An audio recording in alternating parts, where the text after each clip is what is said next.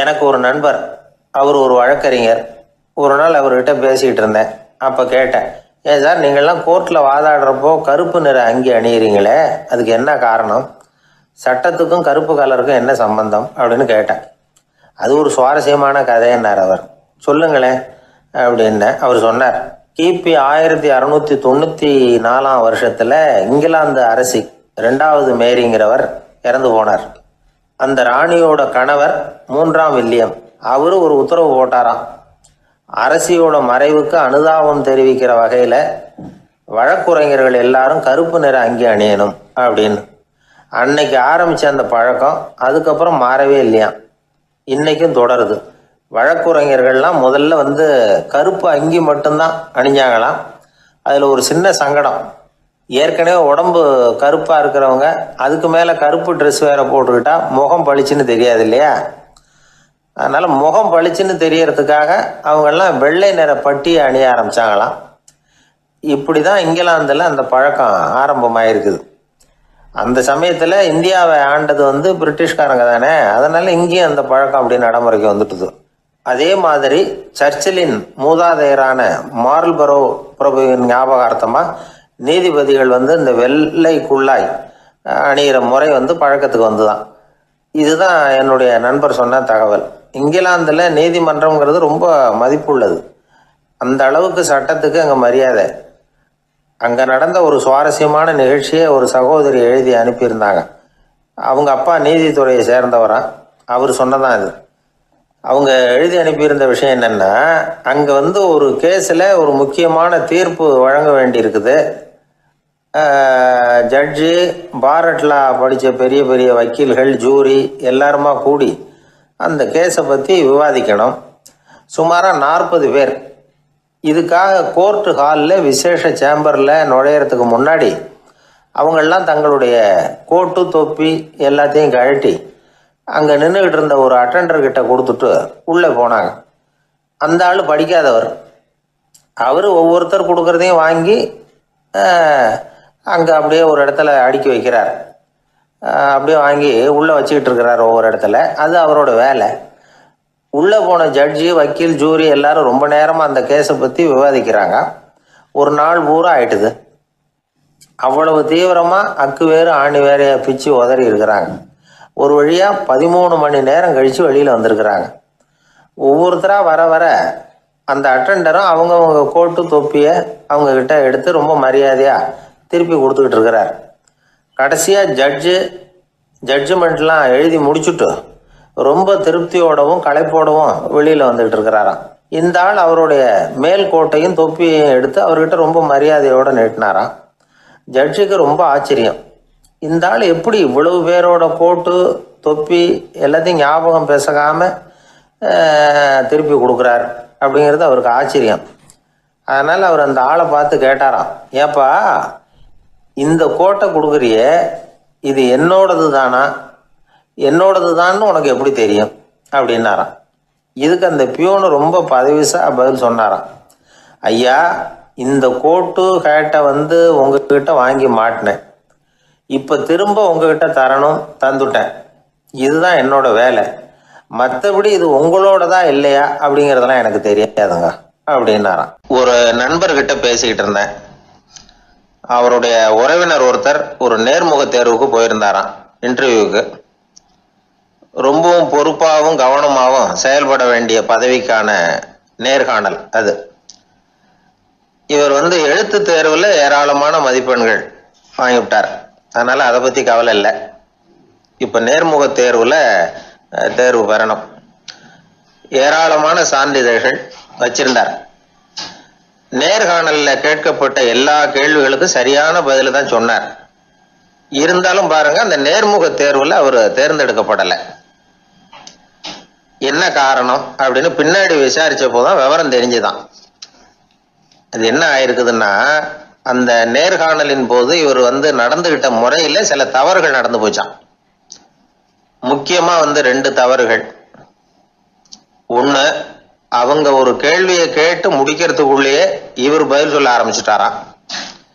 2வது என்னன்னா, இவர் நாற்காலியில தாராளமா இயல்பா சாஞ்சி உட்காராம நாற்காலி முனையில உட்கார்ந்துருந்தாராம். இந்த ரெண்டு விதமான செயல்பாடுகளும் இவர் அவசரப்படுறவர், பதற்றப்படுறவர் அப்படிங்கிறதுக்கான அடையாளங்கள். அதாவது கேள்வியை கேட்டு முடிக்கிறதுக்குள்ளேயே முந்திக்கிட்டு பதில் சொல்றது. ரெண்டாவது, நாற்காலியில இயல்பா தாராளமா உட்காராம நாற்காலி முனையில உட்கார்றது. பார்க்க போற வேலைக்கு அவசரம், பதற்றம் இது ரெண்டும் இருக்கக்கூடாதான். அதனால மார்க் இருந்தும் சர்டிபிகேட் இருந்தும் அந்த வேலை வாய்ப்பு அவருக்கு கிடைக்கல. வேலை கொடுக்கறவங்க நம்ம கிட்ட இருந்து என்னதான் எதிர்பார்க்கறாங்க, இதை தெரிஞ்சு வச்சுக்கிறது நல்லது. முதல்ல மற்றவர்களுடன் தொடர்பு கொள்ளும் திறமை, அதாவது எபிலிட்டி டு கம்யூனிகேட். நீங்க நினைக்கிறத அழகா தொகுத்து வகைப்படுத்தி சொல்ல தெரியுதான்னு பார்ப்பாங்க. உங்க திட்டங்களை அடுத்தவங்க ஏற்றுக்கொள்ளக்கூடிய விதத்துல வெளிப்படுத்துறதுக்கு உங்களால முடியுதான்னு பார்ப்பாங்க. இதுக்கு என்ன செய்யறது? குழப்பம் இல்லாம சிந்திக்கணும், குழப்பம் இல்லாம பேசணும். ரெண்டாவது விஷயம் என்னன்னா புத்திசாலித்தனம், அதாவது இன்டெலிஜென்ஸ். ஏத்துக்க போற வேலையை நல்ல விதமா செய்ய முடியுமா உங்களால, அதை எந்தெந்த வழியில செய்யலாம் அப்படிங்கிறத உங்களால தீர்மானிக்க முடியுமா, அந்த வேலைக்கான புது புது யோசனைகளை உங்களால சொல்ல முடியுமா அப்படின்னு பார்ப்பாங்க. இது இன்டெலிஜென்ஸ். மூணாவது தன்னம்பிக்கை, அதாவது செல்ஃப் கான்ஃபிடன்ஸ். உங்களுக்கு அது உண்டா அப்படிங்கிறத கவனிப்பாங்க. எந்த சூழ்நிலையையும் சமாளிக்கணும், எப்படிப்பட்ட மனிதர்களையும் சமாளிக்கிற தைரியம் வேணும், அடுத்தவங்களை நமக்கு சாதகமா திருப்பக்கூடிய தன்னம்பிக்கை வேணும். நாலாவது பொறுப்புகளை முன்வந்து ஏற்றுக்கொள்ளுதல், வில்லிங்னஸ் டு அக்செப்ட் ரெஸ்பான்சிபிலிட்டி. பொறுப்புகள்ல இருந்து நழுவி போக ஆசைப்படாம செஞ்சு முடிக்கணும். அஞ்சாவது முன் வருதல், இனிஷியேட்டிவ். வேலையோட முக்கியத்துவம் உணர்ந்து அதை ஏத்துக்கிட்டு தகுந்த நடவடிக்கைகளை தயங்காம எடுக்கிறதுக்கு முன் வரணும். ஆறாவது என்னன்னு கேட்டீங்கன்னா தலைமைத்துவம், லீடர்ஷிப். 4 பேருக்கு தலைமை தாங்கி நல்ல விதத்துல நடந்துக்க தெரியுதா. ஏழாவது கற்பனை திறன், இமேஜினேஷன். சில பிரச்சனைகள் வரக்கூடும் அப்படின்னு முன்கூட்டியே யூகிச்சு அதுக்கு தகுந்த மாதிரி நடவடிக்கை எடுக்கிற திறமை உண்டா அப்படிங்கிறத பார்ப்பாங்க. எட்டாவது என்னன்னா வளைந்து கொடுத்தல், பிளெக்சிபிலிட்டி. சூழ்நிலைக்கு தகுந்த மாதிரி, மாற்றங்களுக்கு தகுந்த மாதிரி அனுசரிச்சு நடந்துக்கிறதுக்கு தெரியுதா அவங்களுக்கு அப்படிங்கிறத கவனிப்பாங்க. அடுத்தது திறமைகளை வெளிக்கொணரும் திறமை, இன்டர்பர்சனல் ஸ்கில்ஸ். அடுத்தவங்க கிட்ட இருக்கிற திறமையை கண்டுபிடிச்சு அதை நல்ல விதத்துல ஊக்கப்படுத்தி பயன்படுத்த தெரியுதா அப்படின்னு பார்ப்பாங்க. ஆறாவது சுய அறிவு, செல்ஃப் நாலேஜ். அடுத்தவங்க நம்மளை பத்தி என்ன நினைக்கிறாங்க அப்படிங்கறத நம்மால புரிஞ்சுக்க முடியுதாங்கிறது முக்கியம். அடுத்தது போட்டி மனப்பான்மை, காம்படிட்டிவ்னஸ். அடுத்தவங்களை ஒப்பிட்டு பார்த்து அதை விட ஒரு படி மேல வரணுங்கிற குணம் வேணும். இதுக்கு அடுத்தது என்னன்னா குறிக்கோளை வெல்லுதல், கோல் அச்சீவ்மெண்ட். குறிக்கோளை சவாலா எடுத்துக்கிட்டு அதை அடையணும்.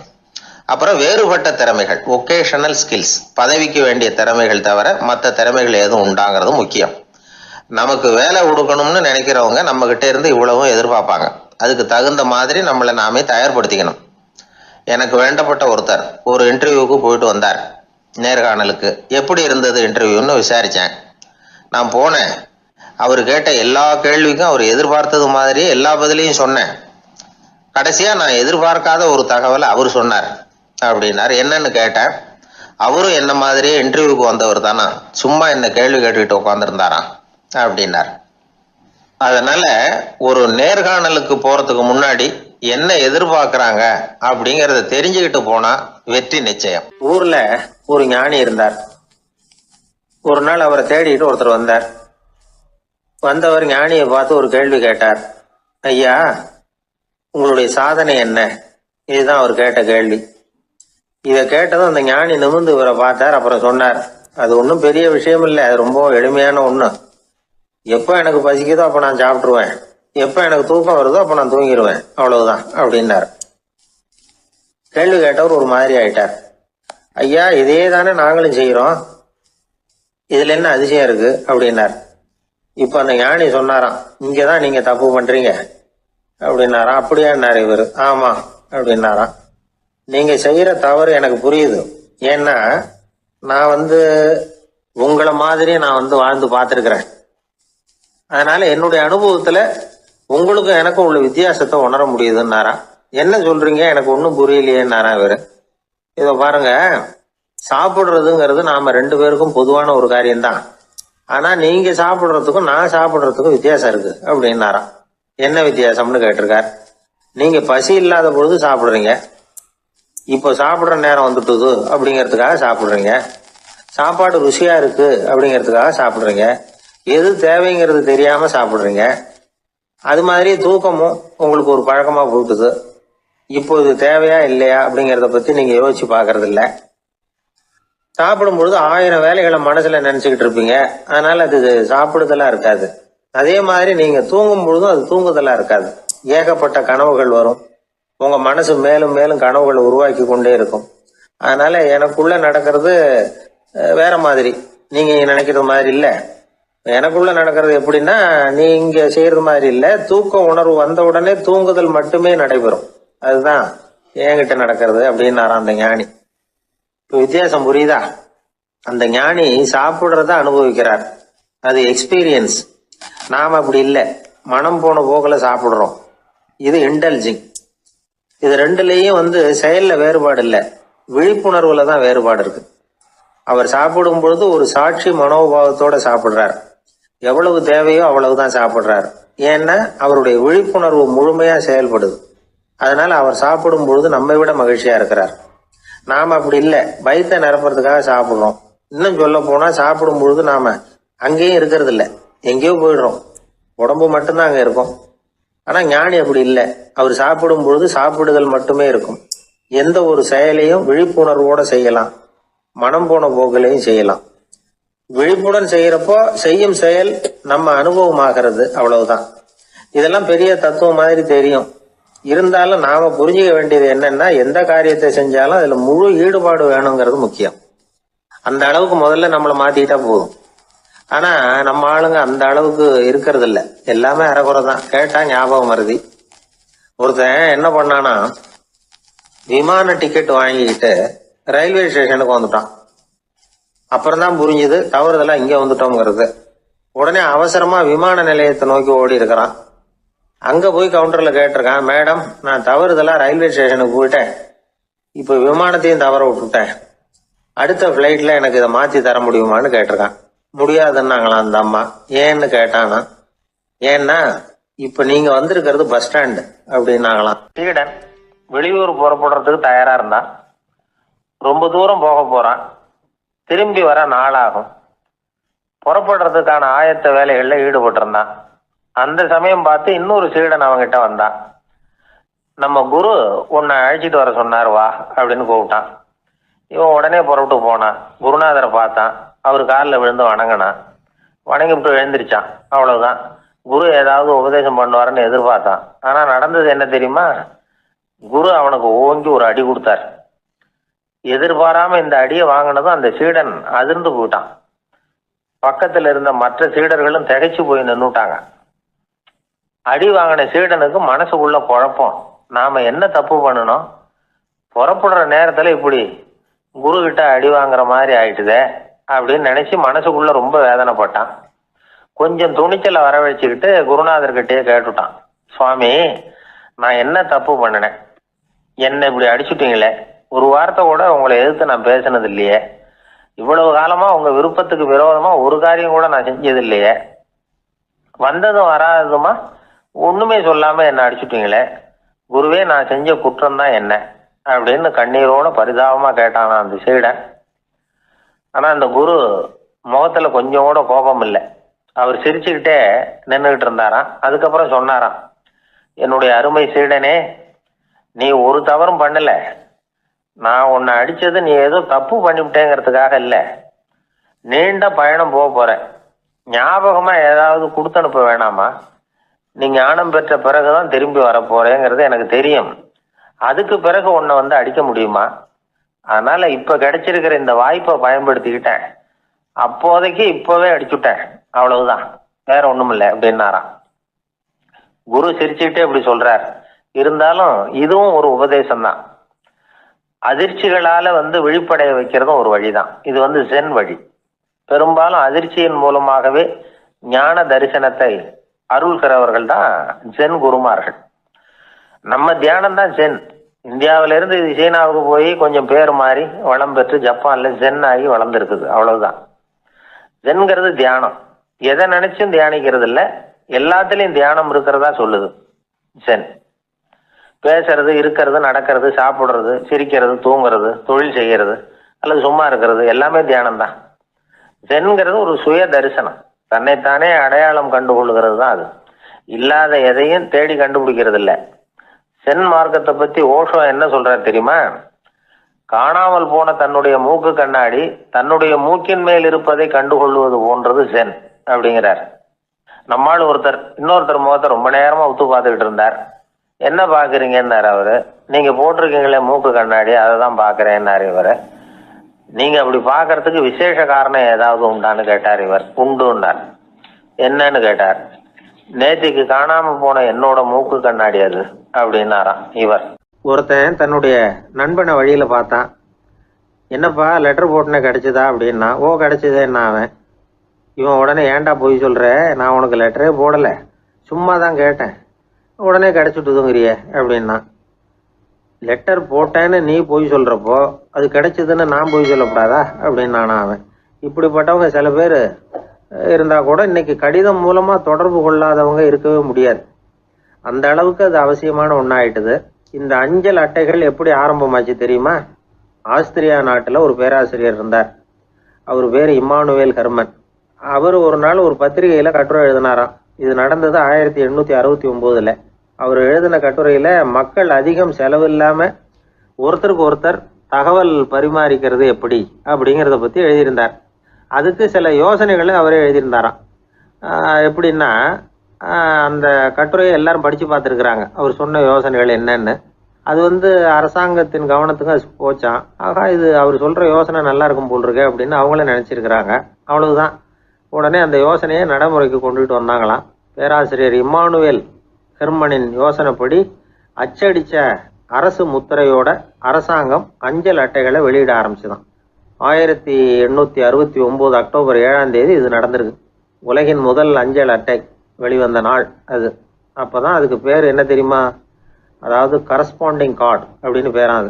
அதுக்கப்புறம் என்ன ஆச்சுன்னா, உடனடியாக அமெரிக்காவிலேயே இது மாதிரியான கார்டுகளை வெளியிட ஆரம்பிச்சிட்டாங்க. அங்கே இதுக்கு என்ன பேர் தெரியுமா? Postal card. அதுக்கப்புறம் 1870 இங்கிலாந்துலேயும் இதை வெளியிட்டாங்களாம். அதை வெளியிட்ட முதல் நாள் அன்னைக்கு என்ன நடந்தது தெரியுமா? மக்கள்லாம் ஏதோ நியாய விலை கடையில் நிற்கிறது மாதிரி பெரிய பெரிய கியூ வரிசையில் நின்று இதை வாங்கினாங்களாம். நம்ம நாட்டில் முதல் அஞ்சலகம் 1927 கல்கத்தாவில் ஆரம்பமாயிருக்கு. இன்னைக்கும் அஞ்சலகம் இல்லாத இடமே இல்லை. அந்த அளவுக்கு அஞ்சல் போக்குவரத்து அதிகமாக இருக்குது. அன்னைக்கு உள்நாட்டில் ஒருத்தருக்கு ஒருத்தர் தகவல் பரிமாற்றம் செய்து கொள்ள மலிவான ஒரு அஞ்சல் அட்டையை அரசாங்கம் வெளியிடலாம் அப்படின்னு பேராசிரியர் எழுதின கட்டுரை இன்னைக்கு எந்த அளவுக்கு ஆகியிருக்கு பார்த்தீங்களா? ஒருத்தன் ஒரு தபால் பெட்டிக்கு பக்கத்தில் தலையை வச்சுக்கிட்டு அவன் பாட்டுக்கு நின்றுட்டு இருந்திருக்கான். அங்கே இருந்து இன்னொருத்தன் கேட்டிருக்கான், என்ன ஆச்சுன்னு. கொஞ்ச நேரத்துக்கு முன்னாடி இந்த தபால் பெட்டியில் ஒரு கார்டு எழுதி போட்டேன், விவரமெல்லாம் நல்லா தான் எழுதியிருக்கிறேன், ஆனால் அட்ரஸ் எழுத மறந்துட்டேன் அப்படின்னு நானா. உடனே அவன், அதுக்காக கவலைப்படாத, நான் போட்ட கார்டில் அட்ரஸ் எல்லாம் பின்கோடு உள்பட கரெக்டாக எழுதியிருக்கேன், ஆனால் விவரம் எழுத மறந்துட்டேன் நானா. கவலைப்படாத, கொஞ்ச நேரத்தில் தபால்காரர் வருவார், பெட்டியை திறந்ததும் நம்ம லெட்டரை கேட்டு வாங்கிக்கலாம்னா ஒருத்தன். கொஞ்ச நேரத்துக்கு முன்னாடி அவர் வந்தார், கேட்டேன், அதுக்கப்புறம் தான் மனசுக்கு ரொம்ப கஷ்டமாக போச்சு நானா. இவன் ஏண்டான்னு கேட்டிருக்கான் அவன். இது தபால் புட்டு இல்லையா? ஒரு தடவை கலைவாணர் NS கிருஷ்ணன் பேராசிரியர் கல்கியை சந்திச்சு பேசிக்கிட்டு இருந்தாராம். கலைவாணர் கல்கியை பார்த்து, எனக்கு கதை எழுத ஆசையா இருக்கு, எப்படி எழுதுறதுன்னு கேட்டாராம். கதை எழுதுறதுக்கு 4 மை வேணும்னாராம் கல்கி. அப்படியா? அப்படின்னா என்னென்ன கலர் மை அப்படின்னு கேட்டிருக்காரு கலைவாணர் சிரிச்சுக்கிட்டே. நான் சொன்னது கலர் மை இல்லை, அது வேற மை. அதாவது கதை எழுதுறதுக்கு தேவைப்படுகிற 4 மை எதுன்னா, 1 திறமை, 2 பேணாமை, 3வது தனிமை, 4வது பொறுமை அப்படின்னாராம். உடனே கலைவாணர், உங்க யோசனை அருமை அப்படின்னாராம். அதுதான் கலைவாணர். பொதுவாக எழுத்தாளர்கள் எழுதுகிற மாதிரி நடந்துக்கிறது இல்லை. ஆனால் கலைவாணர் என்ன சொல்லுவாரோ அதே மாதிரி நடந்துக்குவார். எல்லாருக்கும் எல்லாம் கிடைக்கணுங்கிற கருத்தை சினிமா படங்களில் வலியுறுத்துவார். அதே மாதிரி நடைமுறை வாழ்க்கையிலேயே எல்லாருக்கும் எல்லாமும் கொடுப்பார். பணம், பதவி, புகழ் இப்படி எதுவுமே இல்லாத ஒரு சாதாரண மனுஷனா இருந்தா கூட இவர் மனுஷனுக்கு கொடுக்குற மரியாதையில கொஞ்சமும் குறைச்சல் இருக்காது. இந்த குணம் சாதாரணமா எல்லாருக்கும் இருக்கிறது இல்லை.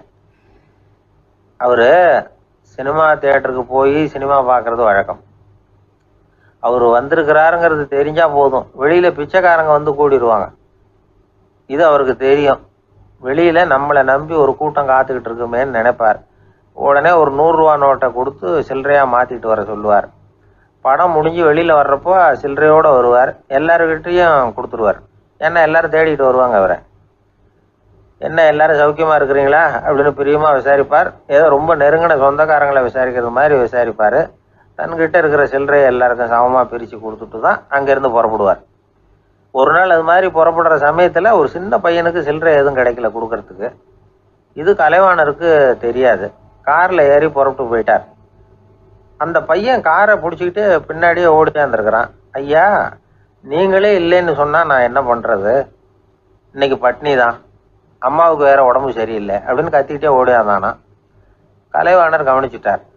உடனே காரை நிறுத்த சொன்னார். இறங்கினார்.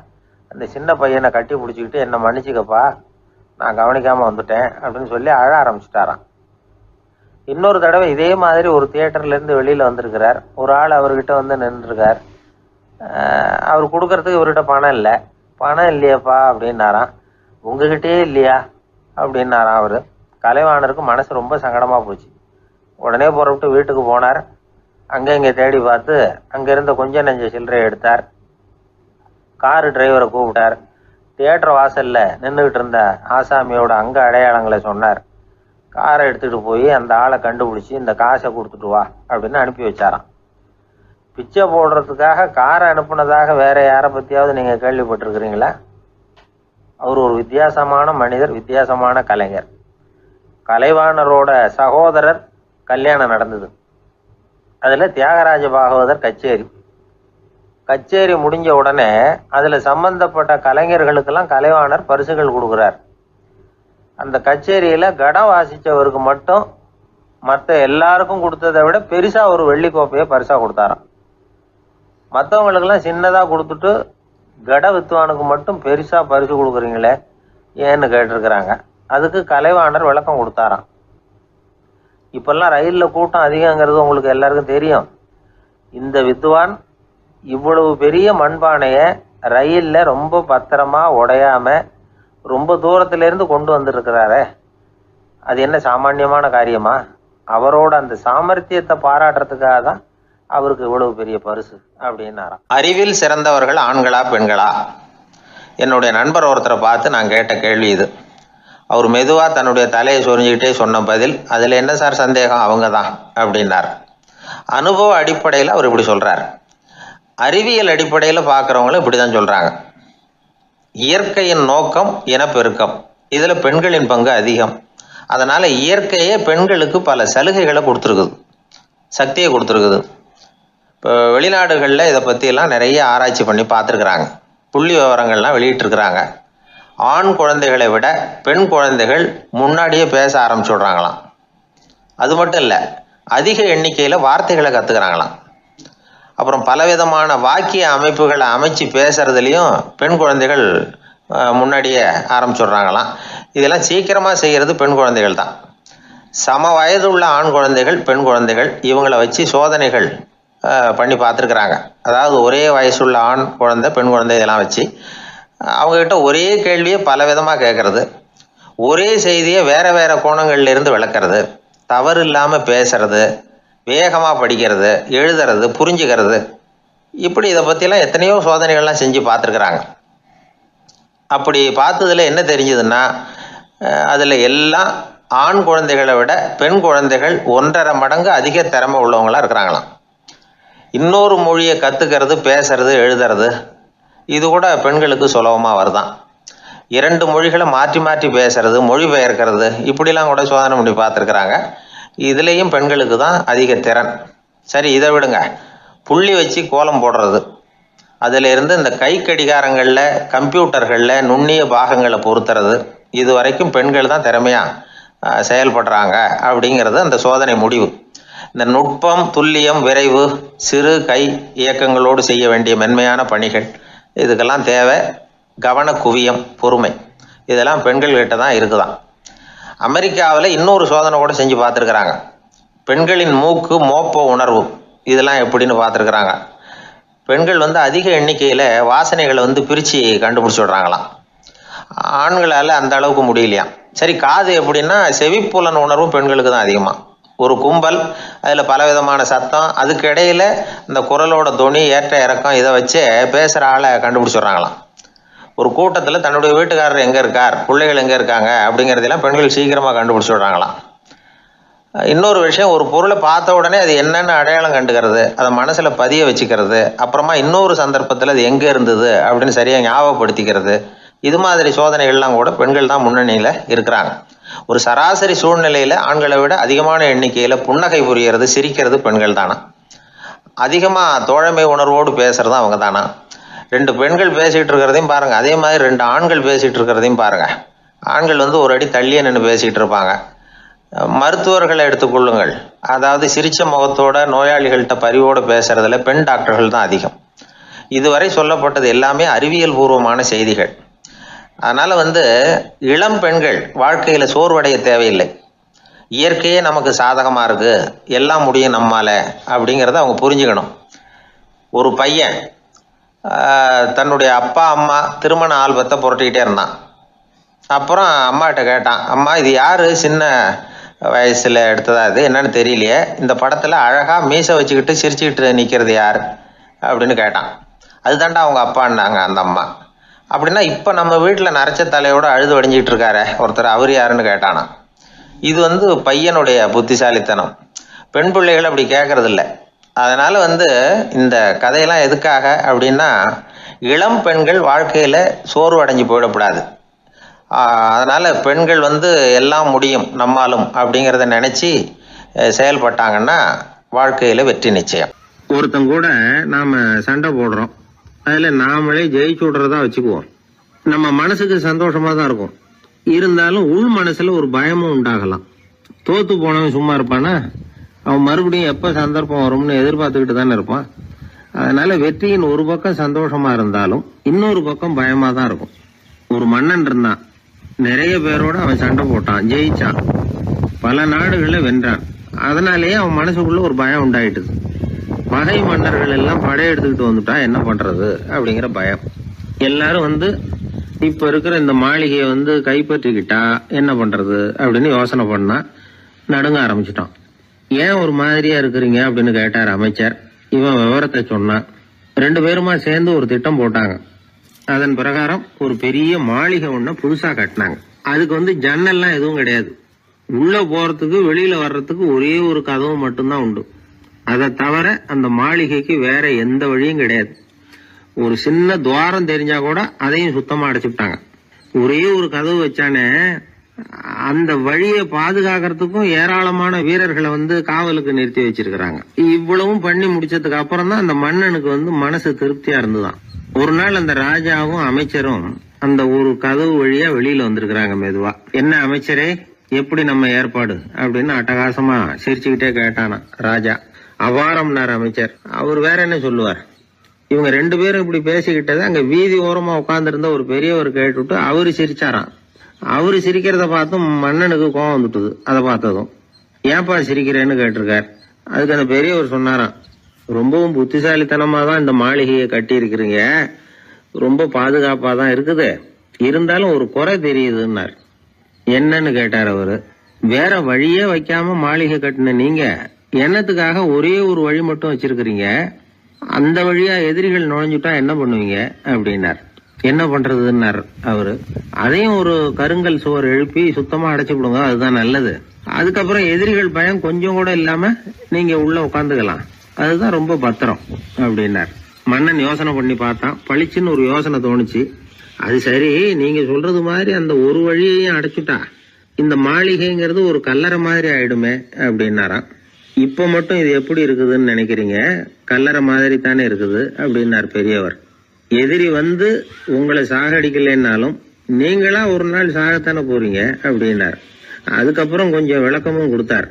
உங்க மாளிகையில எவ்வளவு ஜன்னல்களும் கதவுகளும் இருக்குதோ அந்த அளவுக்கு வெளி உலகத்தோட உங்களுக்கு தொடர்பு இருக்கு, அந்த அளவுக்கு உங்க வாழ்க்கையில ஒரு இயக்கம் இருக்குது.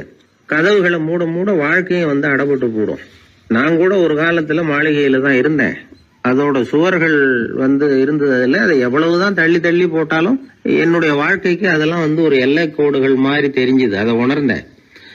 வாழ்வுக்கு எல்லையே இருக்கக்கூடாதுன்னு நினைச்சேன். அதனால்தான் இப்படி இங்க உட்காந்துட்டேன். இப்ப என்னுடைய வாழ்வுக்கு வானம் தான் கூரை, இந்த நிலம்தான் என்னுடைய மாளிகை.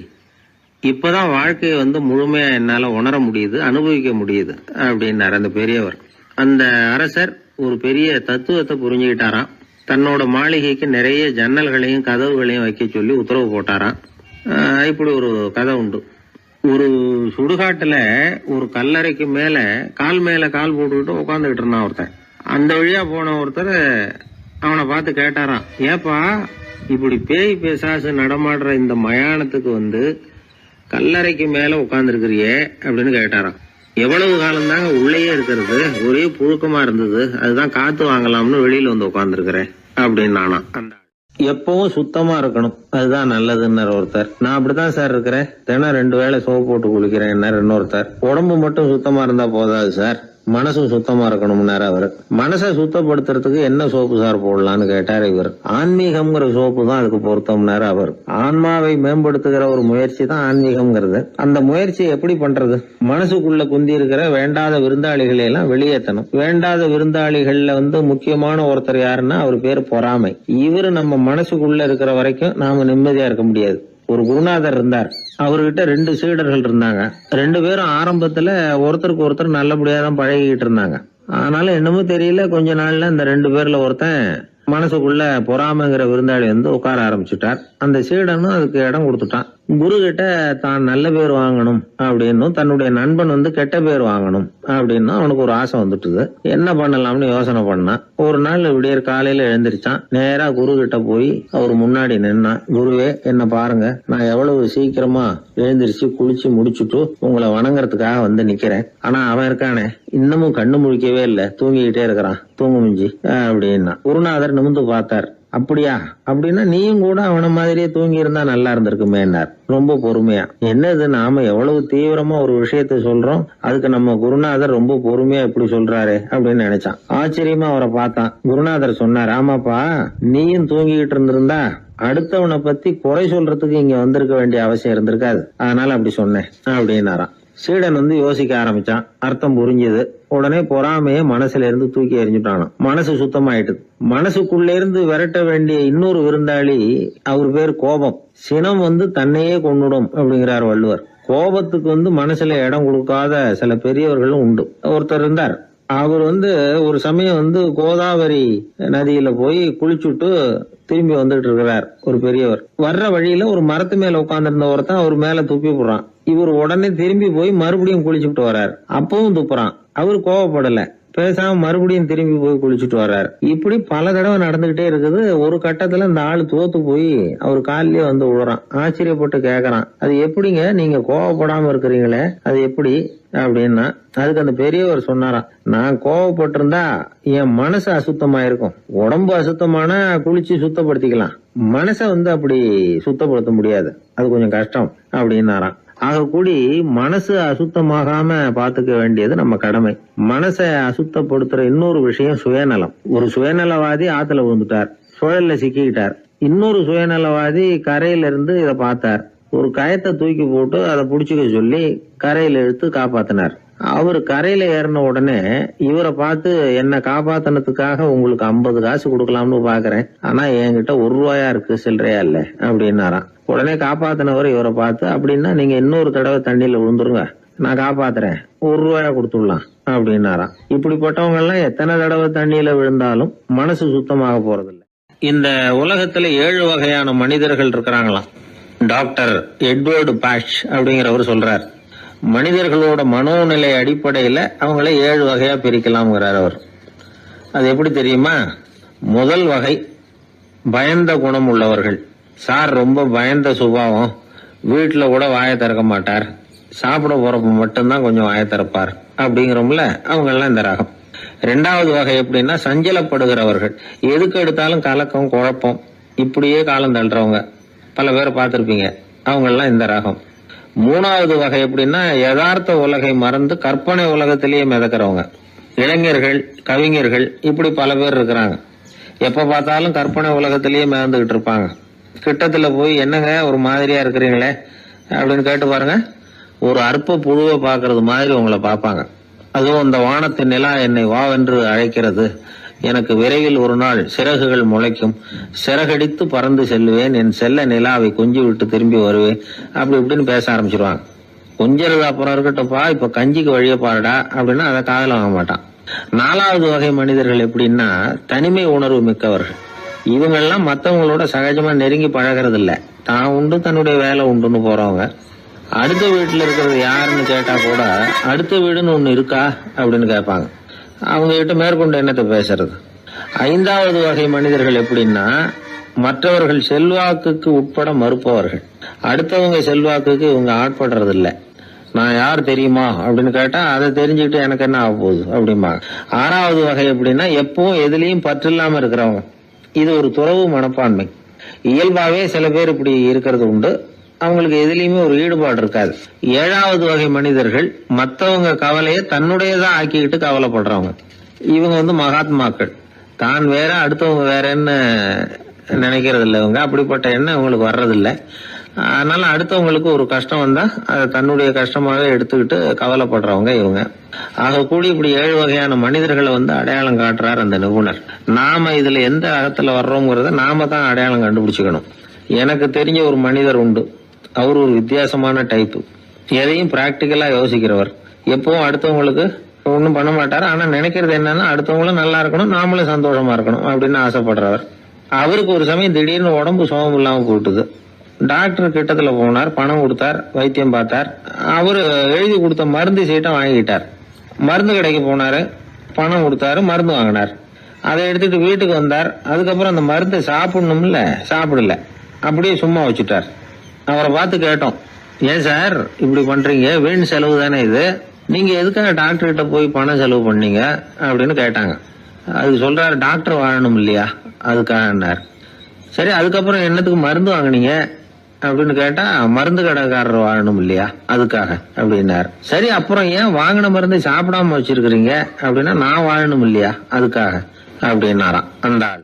ஒரு பூங்கா, அங்க ஒருத்தர் நின்றுட்டு இருக்கிறார், ஏதோ ஆழ்ந்த யோசனையில இருக்கிறார். அந்த பகவான் இன்னொருத்தர் வந்தார், இவரை கவனிச்சார். என்ன யோசனைன்னு கேட்டார். எப்படி எழுந்திருக்கிறதுன்னு யோசனை பண்ணிட்டு இருக்கிறேன்னாரு. அவர் கேட்டவருக்கு ஒரு மாதிரி ஆயிட்டது. ஏற்கனவே நின்றுகிட்டு இருக்கிற ஒருத்தர் எப்படி எழுந்திருச்சு நிக்கிறதுன்னு யோசிக்கிறாருன்னா அது ஆச்சரியம் தானே. அதுக்கப்புறம் இவர் யோசிக்க ஆரம்பிச்சார், என்ன இவர் இப்படி பேசுறாரு அப்படின்னு. கீழே விழுந்தாதானே எழுந்திருச்சு நிக்க முடியும். எழுந்திருக்கணும்னு நினைக்கிறவங்க முதல்ல கீழே விழணும். இவர் முதல்ல கீழே விழணும், அதுக்கப்புறம் தான் எழுந்திருக்கிறது எப்படின்னு சிந்திக்க முடியும்.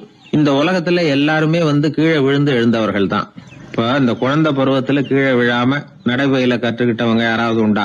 சின்ன வயசுல ஒரு தடவை கூட கீழே விழல சார், அப்படியே பிறந்தாரு வளர்ந்தாரு பெரியவர் ஆயிட்டார் அப்படின்னு யாரையும் சொல்ல முடியாது. மனுஷங்கிறவன் விழுந்து புரண்டு எழுந்துதான் நடக்க கத்துக்கிறான். ஒரு உண்மையை நாம எல்லாரும் புரிஞ்சுக்கணும்.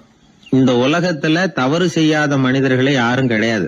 அப்படி இருக்கிறப்போ எப்போதாவது நாம தவறு பண்ணிவிட்டோம்னா அதுக்காக மனசு உடைஞ்சு போயிடக்கூடாது, வாழ்க்கையில வெறுப்பு வந்துடக்கூடாது. தவறு நடந்துட்டுதா அதுக்காக மனசு உடைஞ்சு போடாதீங்க, அதை ஒரு பாடமா எடுத்துக்கங்க.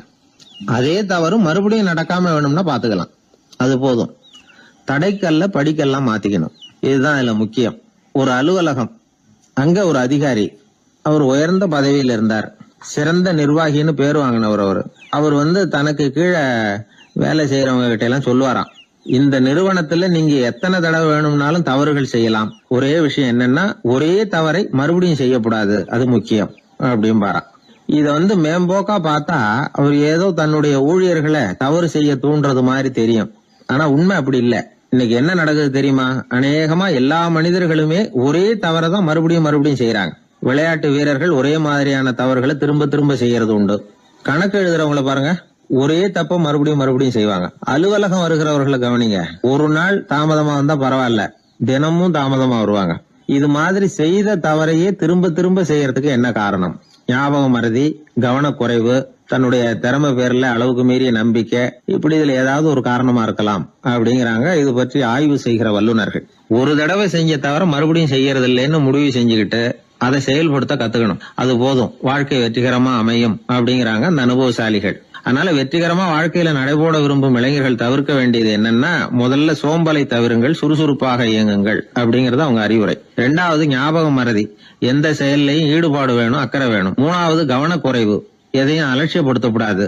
4வது என்னால முடியாது எதுவுமே கிடையாது அப்படிங்கிற அளவுக்கு மீறிய நம்பிக்கை. அது ஆபத்துல கொண்டு போய் விட்டுரும். முதல் தவறு உங்களுக்கு ஒரு பாடமா அமையணும். ஒரு மனிதர் அவர் தன்னுடைய 2 காதுலயும் கட்டு போட்டுக்கிட்டு வந்தார். அவருடைய நண்பர் அதை கவனிச்சுட்டாரு. என்ன சார் ஆச்சு, 2 காதுலயும் கட்டு போட்டுருக்கீங்களே அப்படின்னு விசாரிச்சார். ஒண்ணுமில்ல சார், வீட்டுல ரொம்ப ஆர்வமா டிவியில கிரிக்கெட் மேட்ச் பாத்துக்கிட்டு இருந்தேன். இப்போ என்னுடைய மனைவி துணிகளுக்கு அயன் பண்ணிட்டு இருந்தாங்க. அயன் பாக்ஸ் அப்படியே வச்சுட்டு அடுப்பங்கரைக்கு போயிட்டாங்க. அந்த சமயம் பார்த்து டெலிபோன் பண்ணி அடிச்சது. அவசரமா ஓடி போய் அதை எடுத்து காதுல வச்சேன். அப்பதான் தெரியும் அது அயன் பாக்ஸ்ங்கிற விஷயம். சூடா இருந்ததா, சுட்டு விட்டுது அப்படின்னாரு. ஒரு காது சரி சார், 2 காது ஏன் அப்படி ஆச்சு அப்படின்னு கேட்டார். அதே ஆளு மறுபடியும் போன் பண்ணா சார் அப்படின்னாரு. இவர் எவ்வளவு தூரம் யோசிச்சிருப்பாரு பாருங்க. தவறு மறுபடியும் நடக்க கூடாது. முதல் தவறு உங்களுக்கு ஒரு பாடமாக அமையட்டும் அப்படிங்கறது தான் இதுல இருந்து நாம தெரிந்து கொள்ள வேண்டிய கருத்து. அதனால தவறுகள் அதெல்லாம் தடைக்கெல்லாம் நினைக்க வேண்டாம், படிக்கெல்லாம் நினைப்போம். அப்படி நினைச்சோம்னா வாழ்க்கையில வெற்றி நிச்சயம்.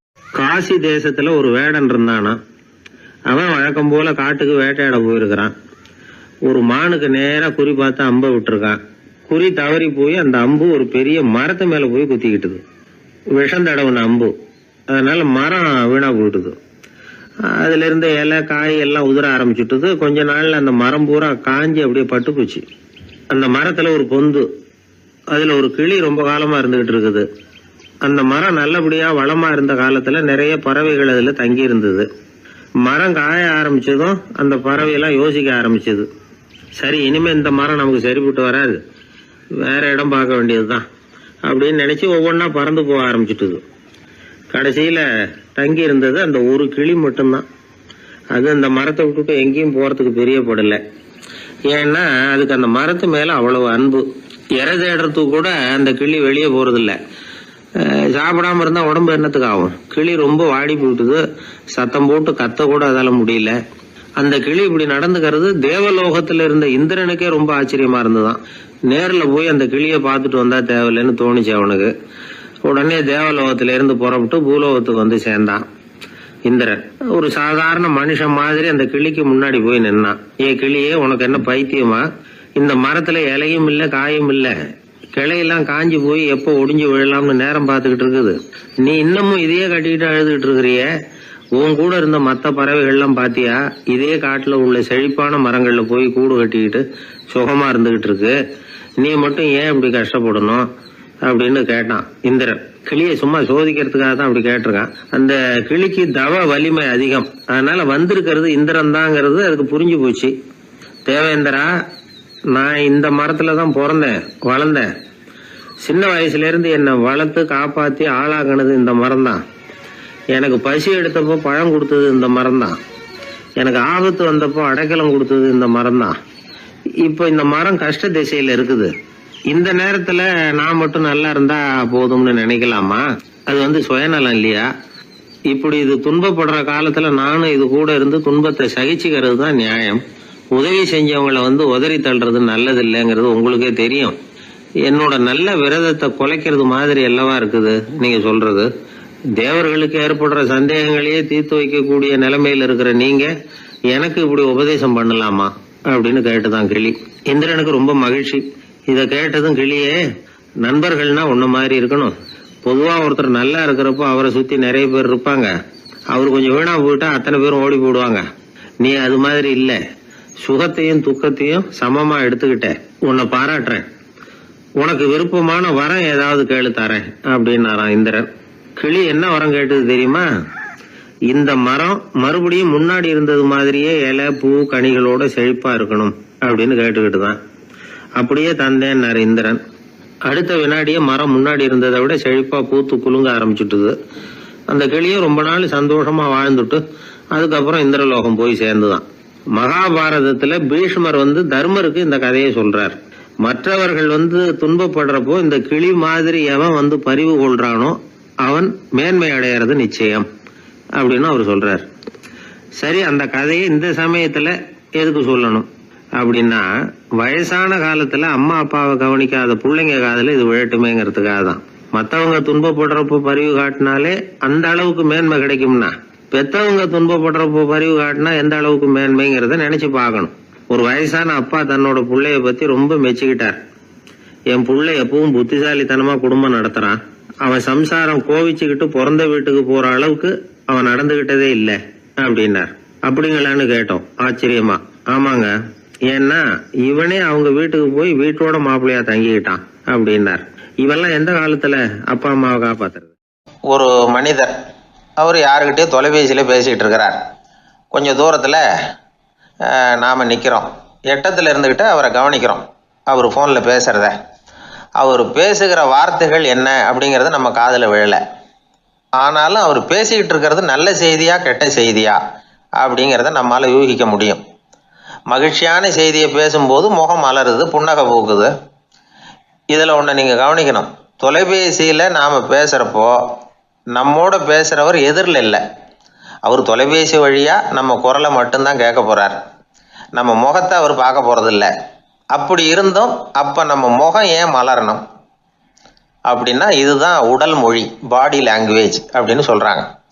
நம்ம அறியாமலேயே நம்ம உடம்பு செய்திகளை தெரிவிக்குது பாருங்க, அதுதான் உடல் மொழி.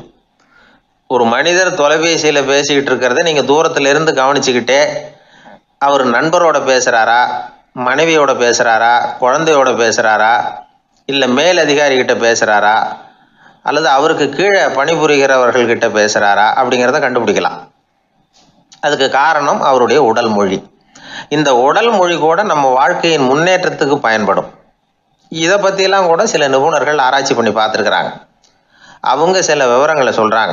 குறிப்பாக ஒருத்தர் தன்னுடைய நாற்காலியில் கிட்டத்தட்ட படுத்துக்காத குறையாக உட்காந்துருக்கிறாருன்னு வச்சுக்கோங்க. எதிர இருக்கிறவர் பேசுறது அவருக்கு பிடிக்கலன்னு அர்த்தமா. தலையை சொரிஞ்சிக்கிறது, வேறு வேறு திசைகளில் பார்க்கறது, கொட்டாவி விடுறது, கால்களை மாற்றி போட்டு உட்கார்றது, களைப்பாக கை விரல்களை அப்படியே பின்னிக்கிறது, அடிக்கடி கடிகாரத்தை பார்க்கறது, இப்படிலாம் ஒருத்தர் பண்ணிக்கிட்டு இருக்கிறாருன்னா நாம் கூடிய சீக்கிரம் அந்த இடத்த விட்டு எழுந்திரிச்சு வந்துடுறது நல்லது. ஏன்னா இதெல்லாம் அவருடைய சலிப்பு, சோர்வு, ஆர்வமின்மை இதுக்கு அடையாளங்கள். நம்முடைய பேச்சு அவரை சலிப்படைய வச்சுட்டுதுன்னு அர்த்தம். அவர் ரொம்பவும் சோர்ந்து போயிட்டாருன்னு பொருள். நம்முடைய பேச்சில் அவருக்கு ஆர்வம் இல்லைன்னு அர்த்தம். அதே நேரத்தில் நாற்காலியின் நுனியில் அமர்ந்து உடலை முன்னுக்கு நகர்த்தி எதிர இருக்கிறவரின் கண்களை பார்த்துக்கிட்டே பேசினாலும் சரி அல்லது பேச்சை கேட்டாலும் சரி, உங்கள் பேரில் மற்றவங்களுக்கு உள்ள பிடிப்பு அதிகரிக்கும். நாம் எப்படிப்பட்டவருங்கிறத நம்ம உடம்பும் நடை உடை பாவனையும் அடுத்தவங்களுக்கு காட்டி கொடுத்துரும். உங்கள் உடம்பு, உங்கள் பார்வை, நடை, உட்கார்ற விதம், இதை வச்சுக்கிட்டே நீங்கள் பொறுப்புள்ளவரா, முரடரா, அலட்சியமானவரா, மரியாதை தெரிஞ்சவரா, அடக்கமானவரா, நம்பிக்கைக்கு உரியவரா, நாணயம் இல்லாதவரா, பயந்தவரா, திறமைசாலியா, அப்பாவியா அப்படிங்கிறதையெல்லாம் கண்டுபிடிச்சிடலாம்.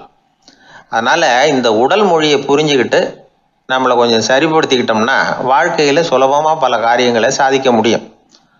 ஒரு மனநல மருத்துவமனை, அங்கே ஒருத்தர் ஒரு நாற்காலியில் உட்காந்துக்கிட்டு கார் ஓட்டுறது மாதிரி அப்படி பாவனை பண்ணிகிட்டு இருந்தார். ஸ்டேரிங்கை திருப்புறது மாதிரி, பின்னாடி வர்ற வண்டியை நிற்க சொல்கிறது மாதிரி, அப்புறம் இவர் ஒதுங்கிக்கிட்டு அவருக்கு வழி விடுறது மாதிரி, இப்படிலாம் சேட்டைகள் பண்ணிக்கிட்டு இருந்தார் மனநல மருத்துவமனையில். இதை பார்த்துக்கிட்டு இருந்த ஒருத்தர் பக்கத்தில் இருந்த இன்னொருத்தர்கிட்ட கேட்டார், இவர் ஏன் இப்படி பண்ணுறாரு, இவருக்கு ஏன் அப்படி வந்தது நிலைமை அப்படின்னு சொல்லி அவர் விசாரித்தார். அப்போ அவர் விவரம் சொன்னார். வேற ஒன்றும் இல்லைங்க, இவருக்கு கார் ஓட்டணும்னு ஆசை ரொம்ப காலமாக, அது நிறைவேறாமல் போயிட்டுது. அதுக்கப்புறம் அவர் மனநோயாளியாக மாறிட்டார். இங்கே அழைச்சிட்டு வந்தாங்க. இங்கே அழைச்சிட்டு வந்ததுலேருந்து அப்படி தான் பண்ணிகிட்டு இருக்கிறார். அப்போ கார் ஓட்டுறது மாதிரிலாம் பாவனை பண்ணிகிட்டு இருப்பார், திருப்புறது மாதிரி பண்ணுவார், பின்னாடி வர்றவங்களுக்கு இடம் விடுவார், இப்படிலாம் செய்கிறார் அப்படின்னு விவரம் சொன்னாங்க. நீங்கள் சொல்லப்படாதா, இப்போ நீங்கள் கார் ஓட்டல, வெறும் நாற்காலியில் தான் உட்காந்துருக்குறீங்க அப்படின்னு நீங்கள் சொல்லப்படாதா அவருக்கு அப்படின்னு கேட்டாங்க. அது முடியாதுங்க, ஏன்னா அந்த காரை கழுவுறதுக்காக அவர் தினமும் எனக்கு 10 ரூபா கொடுத்துக்கிட்டு இருக்கிறார் அப்படின்னாராம் அங்கே வேலை செஞ்சுக்கிட்டு இருந்த ஒருத்தர். அதனால் வாழ்க்கையில் நாம் இந்த உடல் மொழியை புரிஞ்சுக்கணும். உடல் மொழிங்கிறது இப்போ ஆரம்பத்தில் சொன்னது மாதிரி அந்த தொலைபேசியில் பேசுகிறவங்கள தூரத்திலிருந்து பார்த்தாவே அவர் யாருக்கிட்ட பேசுகிறார், என்ன பேசுகிறாருன்னு தெரியும். நம்ம முகத்தை நல்லா வச்சுக்கணும். உடல் மொழியை நம்ம புரிஞ்சுக்கிட்டு பயன்படுத்த ஆரம்பித்தோம்னா எந்த முயற்சி பண்ணினாலும் அதில் வெற்றி நிச்சயம். ஊரில் ஒரு சிற்பி இருந்தார். சிற்பின்னா அவர் ரொம்ப திறமை உள்ளவர். அதாவது எங்கேயாவது ஒரு கல் கிடந்தா போதும், அதை அப்படியே எடுத்துகிட்டு வருவார். கொஞ்ச நாள் கழித்து அவர் இடத்துக்கு போய் பார்த்தா அழகாக ஒரு சிற்பம் உட்காந்துருக்கும். இந்த கல்லாக கிடந்தது சிற்பமாக மாறி இருக்கும். அந்த அளவுக்கு பண்ணிவிடுவார். அப்பேற்பட்ட சிற்பி. எப்படிங்க அவ்வளவு மோசமான ஒரு கல்லில் இருந்து இவ்வளவு அழகாக ஒரு சிற்பத்தை உங்களால் வடிக்க முடிஞ்சுது அப்படின்னு கேட்டால், அது ஒன்றும் பெரிய விஷயம் இல்லைங்க. இந்த சிற்பம் ஏற்கனவே அந்த கல்லுக்குள்ளே இருந்தது. இதை சுற்றி இருக்கிற வேண்டாத பகுதிகளெல்லாம் உளியால் கொத்தி எடுத்துவிட்டேன், அவ்வளவுதான் என் வேலை. உடனே உள்ளே இருந்த இது வெளியில் வந்துட்டுது அப்படிம்பார். அந்த அளவுக்கு திறமைசாலி. ஒரு சின்ன பாறை இல்லைன்னா கருங்கல்ல பார்த்துட்டாருன்னா போகிறோம், விடமாட்டார். அந்த கல்லோட அமைப்பை கவனித்து பார்த்துட்டு இதுக்குள்ளே ஒரு வீரன் ஒளிஞ்சிருக்காம்பார். அவர் கண்ணுக்கு அதுக்கு தெரியும். இந்த கல்லுக்குள்ளே ஒரு துறவி உட்காந்துருக்காரும்பார். நமக்கெல்லாம் வெறும் கல்லாக தான் தெரியும். இந்த கல்லுக்குள்ளே ஒரு நடன மங்கை நடனம் ஆடிக்கிட்டு இருக்கா அப்படிம்பார். உடனே அந்த கல்லை கொண்டுகிட்டு வருவார். அவர் சொன்னது மாதிரியே உள்ளே இருக்கிற அவங்களையெல்லாம் வெளியில் கொண்டுகிட்டு வந்துடுவார். அதாவது வேண்டாத பகுதிகளெல்லாம் கொத்தி எடுத்துருவார். அவர் மொழியில் சொல்லப்போனால், இந்த சிற்பிக்கு ரொம்ப நாளாக மனசுக்குள்ளே ஒரு ஆசை. அதாவது உண்மை, தூய்மை, இதுக்கு உதாரணமாக இருக்கக்கூடிய புத்தர் சிலையை வடிக்கணும் அப்படிங்கிறது அவரோட ஆசை. ஆனால் அந்த ஆசை நிறைவேறாமலே இருந்துக்கிட்டு வந்தது. அதுக்கு என்ன காரணம்னா, அதுக்கு தகுந்த மாதிரி ஒரு கல் கிடைக்கல. கல் கிடைச்சா அதை செஞ்சுருவார். ரொம்ப காலமாக அங்கே இங்கே தேடி அலைஞ்சார். இந்த புத்தர் சிலை வடிக்கிறதுக்கு பொருத்தமாக ஒரு கல் கிடைக்குமா அப்படின்னு சொல்லி கண்ணில் படுற கல்லையெல்லாம் உத்து உத்து பார்ப்பார். உள்ளே புத்தர் இருக்காரான்னு கவனிப்பார். இருக்கிற மாதிரி எதுவும் தெரியல அவர் கண்ணுக்கு.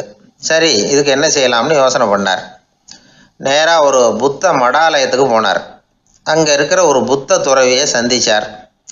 அவர்கிட்ட விசாரித்தார், சுவாமி, புத்தரின் தூய்மை ஒளிஞ்சிருக்கிற அந்த கல் எங்கே கிடைக்கும் அப்படின்னார். அந்த கல் இருக்கிற இடம் எதுன்னு இன்னமும் உங்களுக்கு தெரியலையா அப்படின்னு கேட்டார் துறவி. இல்லைங்க, அதுக்காகத்தான் அலைஞ்சிக்கிட்டு இருக்கிறேன் அப்படின்னார் இவர். சரி, கவலைப்படாதீங்க, ஏன் கூட வாங்க காட்டுறேன் அப்படின்னு அழைச்சிட்டு போனார்.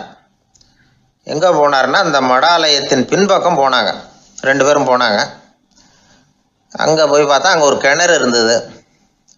என்ன அது, நாம் கேட்டது கல், இவர் அழைச்சிட்டு வந்து காட்டுறது கிணறு அப்படின்னு இவருக்கு சந்தேகம். ஒரு மாதிரியாக பார்த்தார். அவர் சொன்னார், துறவி, எட்டி பாருங்க உள்ள அப்படின்னாரு. கிணறுக்குள்ளே என்ன இருக்கும்னு இவருக்கு தெரியாதா, இருந்தாலும் அவர் சொல்கிறாரு அப்படின்னு சொல்லி எட்டி பார்த்தார். பார்த்தா அதில் தண்ணி இருந்தது. அந்த தண்ணியில் தன்னோட உருவம் தெரிஞ்சுது. இப்போ அந்த புத்த ஞானி சொன்னார், துறவியாரே, புத்தரை நாம் தான் ஒளிச்சு வச்சிருக்கிறோம், நமக்குள்ளே தான் அவர் மறைஞ்சிருக்கிறார்.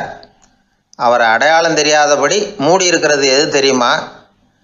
நம்மக்கிட்ட இருக்கிற கோபம், போலித்தனம், பதட்டம், ஆசை, இதெல்லாம் தான். அறிவு அப்படிங்கிற ஒளியால் அதையெல்லாம் செதுக்கி எடுத்துட்டோம்னா அந்த அழகான புத்தர் வெளியில் வந்துடுவார் அப்படின்னு சொன்னார் துறவி.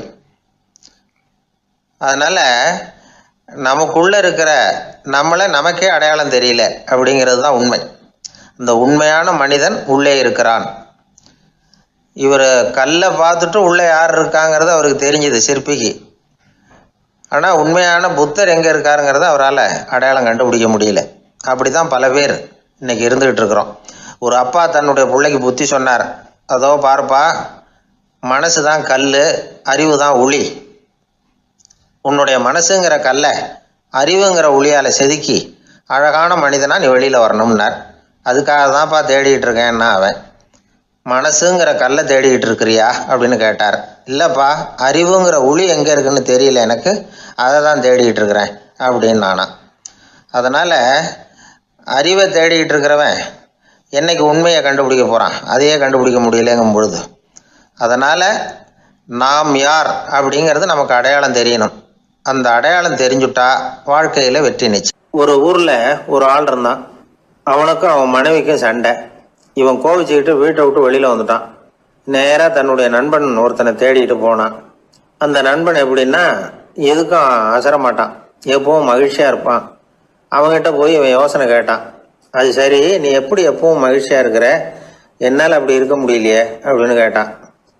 என்ன நடந்தது சொல்லுன்னா அவன்.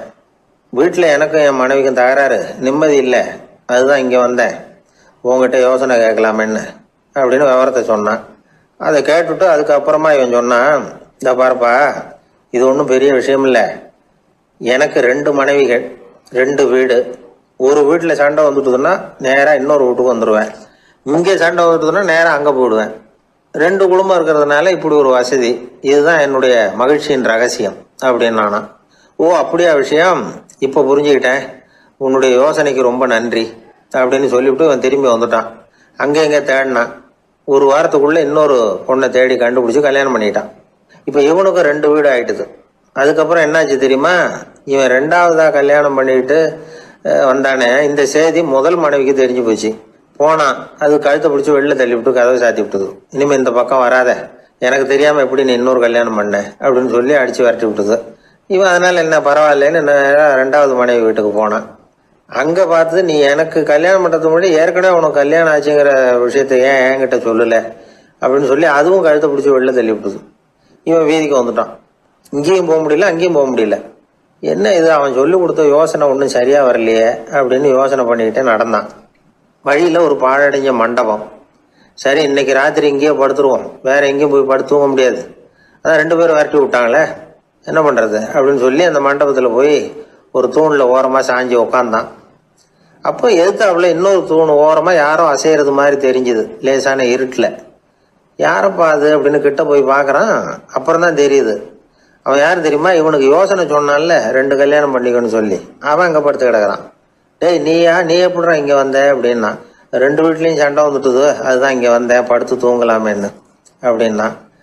2 வீடு இருக்கிறது சௌரியம்னு என்கிட்ட சொன்னியப்பா அப்படின்னா இவன். நான் அப்படி சொன்னதுக்கு ஒரு காரணம் உண்டுன்னா அவன். என்னடா காரணம்னு கேட்டான். அது வேற ஒன்றும் இல்லை, தினமும் ராத்திரி இல்லை இந்த மண்டபத்தில் தனியாக படுக்கிறதுக்கு எனக்கு பயமாக இருந்தது, எனக்கு ஒரு துணை தேவைப்பட்டது, அதுக்காக தான் உங்ககிட்ட அப்படி ஒரு யோசனை சொன்னேன். இப்போ நீ வந்ததுனால எனக்கு துணை கிடைச்சிட்டுது, இப்போ நம்ம 2 பேரும் துணையாக இங்கே படுத்துக்கலாம், நீ அந்த தூணில் சாஞ்சிக்கோ, நான் இந்த தூணில் சாஞ்சிக்கிறேன் அப்படின்னு சொல்லி படுத்து தூங்க ஆரம்பிச்சிட்டானோ. அதாவது நம்ம வாழ்க்கையில் முடிவுகள் எடுக்கிற விஷயத்துல இந்த ஆள் மாதிரி தான் பல பேர் நடந்துக்கிறோம் அப்படிங்கிறார். அதாவது உலக புகழ்பெற்ற மனோதத்துவ மேதை ஸ்காட் பெக் அப்படிங்கிறவர். அதாவது வீட்டுக்கு தேவையான பொருள்கள் வாங்குறதுல இருந்து கல்யாணம் பண்றது, வீடு கட்டுறது வரைக்கும் அடுத்தவங்க பேச்சை கேட்டு வீணா போறவங்க தான் அதிகம். அறிவுரை கேட்கறதுல தப்பு இல்லை, ஆனா அதுக்கப்புறம் அதை பத்தி சரியா சிந்திச்சு பாக்குறது இல்லை, அதுதான் தப்பு. சில பேர் அறிவுரை சொல்றதுலேயே ரொம்ப தெளிவா இருப்பாங்க. ஏன் சார் 2 சம்சாரத்தோட குடும்பம் நடத்துறது ரொம்ப கஷ்டமானு கேட்டாராம் ஒருத்தர். அது எனக்கு தெரியாதுங்க அப்படின்னாராம் அவர். ஏன்னு கேட்டிருக்கார். ஏன்னா எனக்கு 3 சம்சாரம் அப்படின்னாராம் அவர். ஒரு ஊர்ல 2 சகோதரர்கள், அதாவது அண்ணனும் தம்பியும். அந்த 2 பேர்ல அண்ணனுக்கு கல்யாணம் ஆயிட்டுது, தம்பிக்கு கல்யாணம் ஆகல, வேணாம்னு இருந்துட்டான். அவங்க 2 பேருக்குமே சொந்தமா கொஞ்சம் நிலம் இருந்தது. அது எப்படிப்பட்ட நிலம்னா நல்ல விளையக்கூடிய நிலம். அப்பா விட்டுட்டு போன சொத்து, தனித்தனியா விவசாயம் பண்ணிட்டு இருக்கிறாங்க. அண்ணங்காரன் கல்யாணம் ஆனவன். அவன் என்ன நினைப்பான்னா, நமக்கு மனைவி மக்கள் இருக்கிறாங்க, அதனால கடைசி காலத்துல நம்மளை காப்பாத்துறதுக்கு பிள்ளைங்க இருக்கிறாங்க, அதாவது முதுமையில நமக்கு பாதுகாப்பு உண்டு. ஆனா என் தம்பிக்கு தான் யாருமே இல்ல, அவன் கல்யாணமே பண்ணிக்கல, தனி ஆள், அவனுக்கு வயசானா அவனை கவனிக்கிறதுக்கு யாருமே இல்லையே, அதனால அவன் தான் அதிகமா பணம் சேர்க்கணும், அதுக்கு நாம தான் எப்படியாவது உதவி பண்ணணும் அப்படின்னு அண்ணங்காரன் நினைப்பான். அதுக்காக என்ன செய்யலாம்னு யோசனை பண்ணுவான். ஒரு நாள் ராத்திரி ஒரு சாக்கு நிறைய நெல்லை போட்டு எடுத்து கட்டிட்டான். கட்டி தூக்கிட்டு போறான். தம்பி வீட்டுக்கு பின்பக்கம் இருந்த களஞ்சியத்துல நெல்லை கொட்டிவிட்டு பேசாம திரும்பி வந்துட்டான். அவனுக்கு தெரியாம இதை செஞ்சுட்டான். ஏன்னா தம்பி கிட்ட நேரடியா கொடுத்தா வாங்கிக்க மாட்டான், அதனால இப்படி ரகசியமா போய் அவனுக்கு தெரியாமலே அவன் வீட்டு களஞ்சியத்துல தானியத்தை கொட்டி விட்டு திரும்பி வந்துட்டான். இதே மாதிரி அடிக்கடி பண்ணிட்டு இருக்கிறான் அவனுக்கு தெரியாம. ஆனா இதே நேரத்துல தம்பிக்காரன் என்ன யோசனை பண்ணான் தெரியுமா, நாம தனி ஆளு, ஆனா அண்ணன் குடும்பம் பெருசு, அதனால எனக்கு அதிகமா எதுவும் தேவையில்லை, அண்ணனுக்கு தான் தேவை அதிகம், குடும்பத்துல உள்ளவங்களை எல்லாம் காப்பாத்தணும், அவருக்கு தான் நாம ஏதாவது உதவி பண்ணணும்னு நினைச்சான். இவனும் அதே மாதிரி யோசனை பண்ணான். நேர்ல கொடுத்தா அவர் எதுவும் வாங்கிக்க மாட்டார், அதனால எப்படியாவது வேற வழியில தான் நாம அவருக்கு உதவி செய்யணும்னு யோசனை பண்ணான். அதனால இவனும் ராத்திரியோட ராத்திரியா ஒரு சாக்கு நிறைய தானியத்தை கொட்டி கட்டி எடுத்துக்கிட்டான். அண்ணனோட களஞ்சியத்துல கொட்டி விட்டு கம்முன்னு திரும்பி வந்துட்டான். இதே மாதிரி இவனும் அடிக்கடி செஞ்சுக்கிட்டு இருந்தான். அதாவது அண்ணன் நல்லா இருக்கணுமேன்னு நினைச்சு தம்பிக்காரன் கொண்டாந்து தானியத்தை கொட்டுறான், தம்பி நல்லா இருக்கணுமேன்னு நினைச்சு அண்ணங்காரன் கொண்டாந்து தானியத்தை கொட்டுறான். இது ஒருத்தருக்கு ஒருத்தர் தெரியாம தொடர்ந்து நடந்துகிட்டு இருக்குது. ஒரு நாள் என்னாச்சு தெரியுமா, நடு ராத்திரி அண்ணங்காரன் எழுந்திரிச்சான். வழக்கம் போல நெல்லு மூட்டையை தூக்கிட்டு தம்பி வீட்டுக்கு போறான். அதே நேரம் தம்பியும் எழுந்திரிச்சான். நெல்லு மூட்டையை தூக்கிட்டு அண்ணன் வீட்டுக்கு போறான். 2 தெருவும் சந்திக்கிற ஒரு இடத்துல 2 பேரும் மோதிக்கிட்டாங்க. அதுக்கப்புறம் தான் நிமிந்து பாக்குறாங்க யாருன்னு. அடடே தம்பி நீயா அண்ணா அவன், ஆமா அண்ணே நீங்களா அண்ணா இவன். ரொம்ப காலமா ரகசியமா நடந்துகிட்டு இருந்தது என்னங்கிற விஷயம் அப்பதான் அந்த இடத்துல 2 பேருக்குமே புரிஞ்சுது. இது நடந்து ரொம்ப காலம் கழிச்சு அந்த ஊர்ல கோயில் கட்டுறதுக்கு ஒரு இடம் தேடினாங்களாம். ஒரு புனிதமான இடம் தேவை, நம்ம ஊர்ல அப்படிப்பட்ட இடம் எதுன்னு எல்லாரும் யோசனை பண்ணாங்களாம்.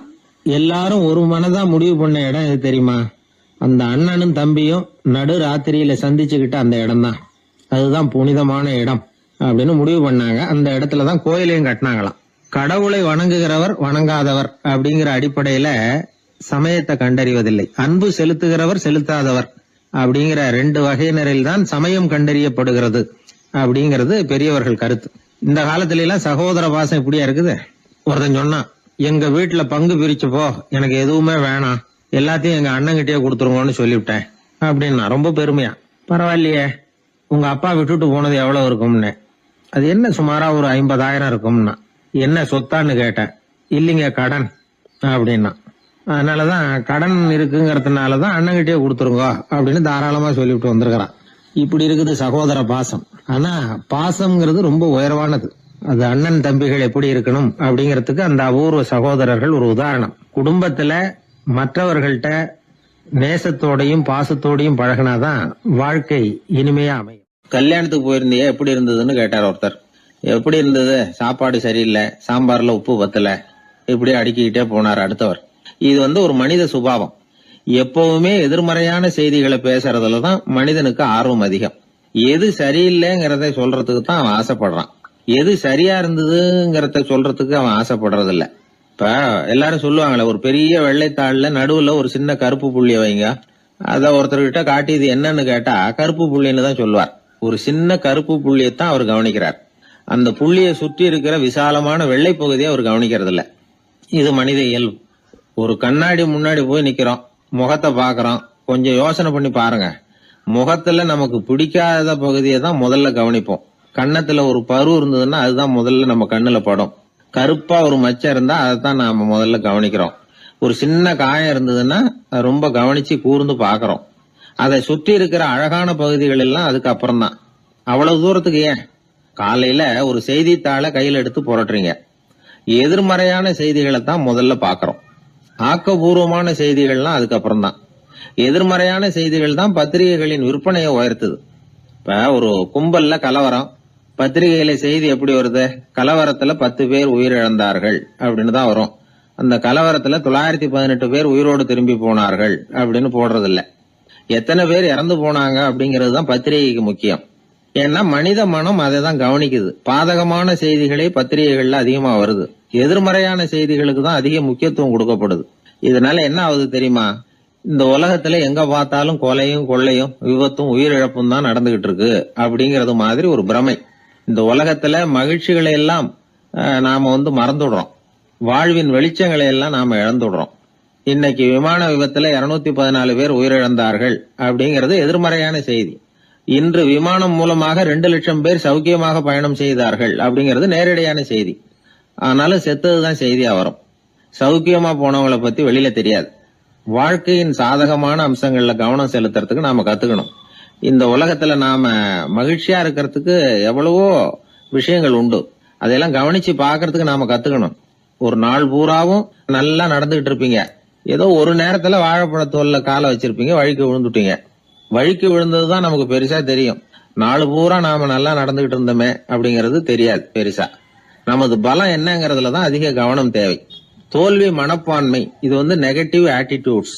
தாழ்வு மனப்பான்மை, நெகட்டிவ் செல்ஃப் இமேஜ். எதிர்மறையாவே நினைக்கிறது பேசுறது அப்படிங்கிற குணத்தை மாத்திக்காதவன் எந்த காலத்திலயும் முன்னேற முடியாது. அப்படிப்பட்டவன் வெற்றிகரமான மனிதனும் கிடையாது. ஆகையினால வாழ்க்கையில வெற்றி பெற விரும்புகிறவர்கள் எதிர்மறை மனோபாவத்தை மாற்றிக்கொள்ளுங்கள். நெகட்டிவ் விஷயங்கள்ல இருந்து உங்க கவனத்தை திருப்புங்க. பாசிட்டிவ் விஷயங்கள்ல கவனத்தை செலுத்துங்கள். ஒரே விஷயத்த கூட சில பேர் பாசிட்டிவா எடுத்துக்குவாங்க, சில பேர் நெகட்டிவா எடுத்துக்குவாங்க. ஒரு சத்திரத்துல 2 சாமியார்கள் சந்திச்சுக்கிட்டாங்களாம். தங்களுடைய சொந்த கதைகளை அவங்க பேசிக்கிட்டாங்க. ஒரு சாமியார் சொன்னார், எனக்கு சம்சாரம் இல்ல, அதனாலதான் நான் சாமியார் ஆயிட்டேன் அப்படின்னாரு. இன்னொருத்தர் சொன்னாரு, எனக்கு சம்சாரம் இருக்கா, அதனால நான் சாமியார் ஆயிட்டேன் அப்படின்னாரு. அதனால வாழ்க்கைய அவரவர்கள் பார்க்கிற பார்வை வேற வேற மாதிரி. எதையும் எதிர்மறையா எடுத்துக்கப்படாது, ஆக்கப்பூர்வமா எடுத்துக்கணும். அப்படிங்கறத புரிஞ்சுக்கிட்டோம்னா நம்ம வாழ்க்கையில வெற்றி நிச்சயம். நான் கணக்குல ரொம்ப வீக்கு சார் அப்படின்னு சொல்லிக்கிறதுல நம்மள பல பேர் வெக்கப்படுறது இல்ல. நம்ம மூளை கணக்கு போட எப்பவும் தயாரா தான் இருக்குது. ஆனா அதை நாம சரியா உபயோகப்படுத்துறது இல்ல. அதுதான் விஷயம். கம்ப்யூட்டர் வந்த பிறகு இன்னமும் சௌகரியமா போச்சு. கணக்கு போடுற வேலையெல்லாம் அதுகிட்ட ஒப்படைச்சிட்டோம். கம்ப்யூட்டரை விட வேகமா மனுஷனால கணக்கு போட முடியுமா அப்படின்னா முடியுமா. ஆனா முடியும்னு நிரூபிச்சு காட்டினவங்க இந்த உலகத்துல ஒரு 10-20 பேர் தான். ஒரு பென்சிலோ காகிதமோ இல்லாம 17 இலக்க எண்களை கூட கூட்டி கழிச்சு பெருக்கி வகுக்கிறாங்க. நீங்க பிறந்ததுல இருந்து இந்த வினாடி வரைக்கும் எவ்வளவு காலம் ஆயிருக்குது அப்படின்னு கேட்டா அதை நொடிகள்ல சொல்றாங்க. ஒரு புஸ்தகத்தை கொடுத்து படிக்க சொல்லி அதுல மொத்தம் எத்தனை எழுத்து இருக்குது அப்படின்னு கேட்டா கரெக்டா சொல்லி விடுறாங்க. இப்படிப்பட்ட திறமைசாலிகள் இந்த உலகத்துல இருக்கதான் செய்யறாங்க. அது சரி, அவங்களால மட்டும் அது எப்படி முடியுது? இதுக்கு சரியான விளக்கத்தை இதுவரைக்கும் யாரும் சொல்லல. இந்த கணக்கு புலிகள், கணித மேதைகள் எப்படி அவ்வளவு பெரிய கணக்கெல்லாம் போடுறாங்கன்னு கேட்டா அதுக்கு யாராலையும் சரியான விளக்கம் கொடுக்க முடியல. ஆனா அவங்க எல்லாம் கொஞ்சம் கூட அலட்டிக்காம கணக்கு போட்டு சொல்லி விடுறாங்க. இவ்வளவுக்கும் அவங்க கணக்கு கல்வியை முறையா கத்துக்கிட்டவங்களா அப்படின்னு கேட்டா அதுவும் கிடையாது. சோவியத் ஆய்வாளர் ஒருத்தர் முதல் தடவையா இது சம்பந்தமா ஆச்சரியமான ஒரு முடிவை சொல்லி இருக்கிறார். அவர் என்ன சொல்றாருன்னா, கம்ப்யூட்டர்களையே தோக்கடிக்கக்கூடிய வேகத்துல கணக்கு போடுகிற திறமையுள்ள மூளை இயற்கையிலேயே சில பேருக்கு மட்டும்தான் இருக்குங்கிறது சரியில்லை. இந்த உலகத்துல பிறந்த எல்லாருடைய மூளைக்குள்ளேயும் ஒரு கம்ப்யூட்டர் மூளை இருக்குது அப்படிங்கிறார் அவர். நம்ம கிட்ட இருக்கிற சாதாரண மூளைக்கு அபாரமான திறமை இருக்குதான். இப்போ உதாரணத்துக்கு, ஒரு மாமரத்துல உச்சி கிளையில ஒரு நல்ல மாங்காயை பாக்குறோம். ஒரு கல்லை எடுத்து குறி பார்த்து வீசுறோம். ஒரு தடவை இல்லைன்னா கூட இன்னொரு தடவை கரெக்டா பார்த்து அடிச்சு விடுறோம். மாங்காய் கைக்கு வந்துடுது. இது சாதாரணமா எல்லாரும் செய்யக்கூடிய ஒரு காரியம். இதுல கவனிக்க வேண்டியது என்னன்னா, கண் அமைக்கிற நேரத்துக்குள்ள மனுஷ மூளை அந்த கல்லோட எடை, மாங்காய் இருக்கக்கூடிய உயரம், தூரம், எரிய வேண்டிய விசையின் அளவு, வேகம் எல்லாத்தையும் கணக்கு போட்டு சொல்லிவிடுது. அதுக்கப்புறம் தான் கல்லை வீசுறோம். நம்ம அறியாமலேயே நமக்குள்ள நடக்கிற ஒரு அதிசயம் இது. மனுஷன் படைச்ச கம்ப்யூட்டரால இவ்வளவு சிக்கல் நிறைந்த விஷயத்தை இவ்வளவு சீக்கிரத்துல கணக்கு போட முடியாதான். அதனால்தான் மனித மூளைக்குள்ள ஒரு கம்ப்யூட்டர் மூளை, அதாவது கணக்கு போடுகிற மூளை இருக்குது, அது இயங்குது அப்படிங்கறத அதுல இருந்து புரிஞ்சுக்க முடியும்னு சொல்றாங்க. இத உயிர் கம்ப்யூட்டர் அப்படின்னு சொல்லலாமா, பயோ கம்ப்யூட்டர். இயற்கை என்ன பண்ணி இருக்குதுன்னா, இந்த உயிர் கம்ப்யூட்டர் விசைய அணைச்சு விட்டு உணர்வு மூளையின் செயல்பாட்டை திறந்து விட்டுருக்கு. அதனால உணர்வு மூளையை உபயோகிக்கிற மனுஷன் தன்னுடைய இயற்கை திறமையை மறந்துட்டு தானே வளர்த்துக்கிட்ட திறமையின் மூலமா சிந்திக்க ஆரம்பிச்சான். இந்த இயற்கையின் உயிர் கம்ப்யூட்டர் விசை அணைக்கப்படாம சில பேருக்கு இருந்துருது. அவங்கதான் கணித மேதைகள். அவங்களுக்கெல்லாம் உயிர் கம்ப்யூட்டருக்கும் உணர்வு மூளைக்கும் தொடர்பு ஏற்பட்டிருக்கு. இப்ப இந்த தொடர்பை எல்லாருக்கும் ஏற்படுத்துறதுக்கு ஒரு வழியை கண்டுபிடிச்சிட்டோம்னு வைங்க, அதுக்கப்புறம் நாம எல்லாருமே கணித மேதைகள் தான், கணக்கு புலிகள் தான். அது வரைக்கும் நாம இப்படியே இருந்துட வேண்டியதுதான். நம்மால் ஒருத்தன் மாங்காய் அடிச்ச கதை தெரியுமா உங்களுக்கு? ஒரு மரத்து உச்சியில ஒரு மாங்காயை பார்த்தான். உடனே அவனுடைய மூளை கல்லோட எடை, மாங்காய் இருக்கிற உயரம், எரிய வேண்டிய வேகம் எல்லாத்தையும் ஒரு நொடியில கணக்கு போட்டு சொல்லிவிட்டுது.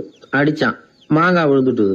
இருந்தாலும் அவன் தன்னுடைய மூளையை நொந்துக்கிட்டான். மோசமான மூளைன்னா ஏண்டான்னு கேட்டோம். என்னுடைய மூளை எல்லாத்தையும் சரியா கணக்கு போட்டு சொல்லிவிட்டுது, இருந்தாலும் ஒரு விஷயத்த என்கிட்ட சொல்லாம விட்டுட்டுது அப்படின்னா.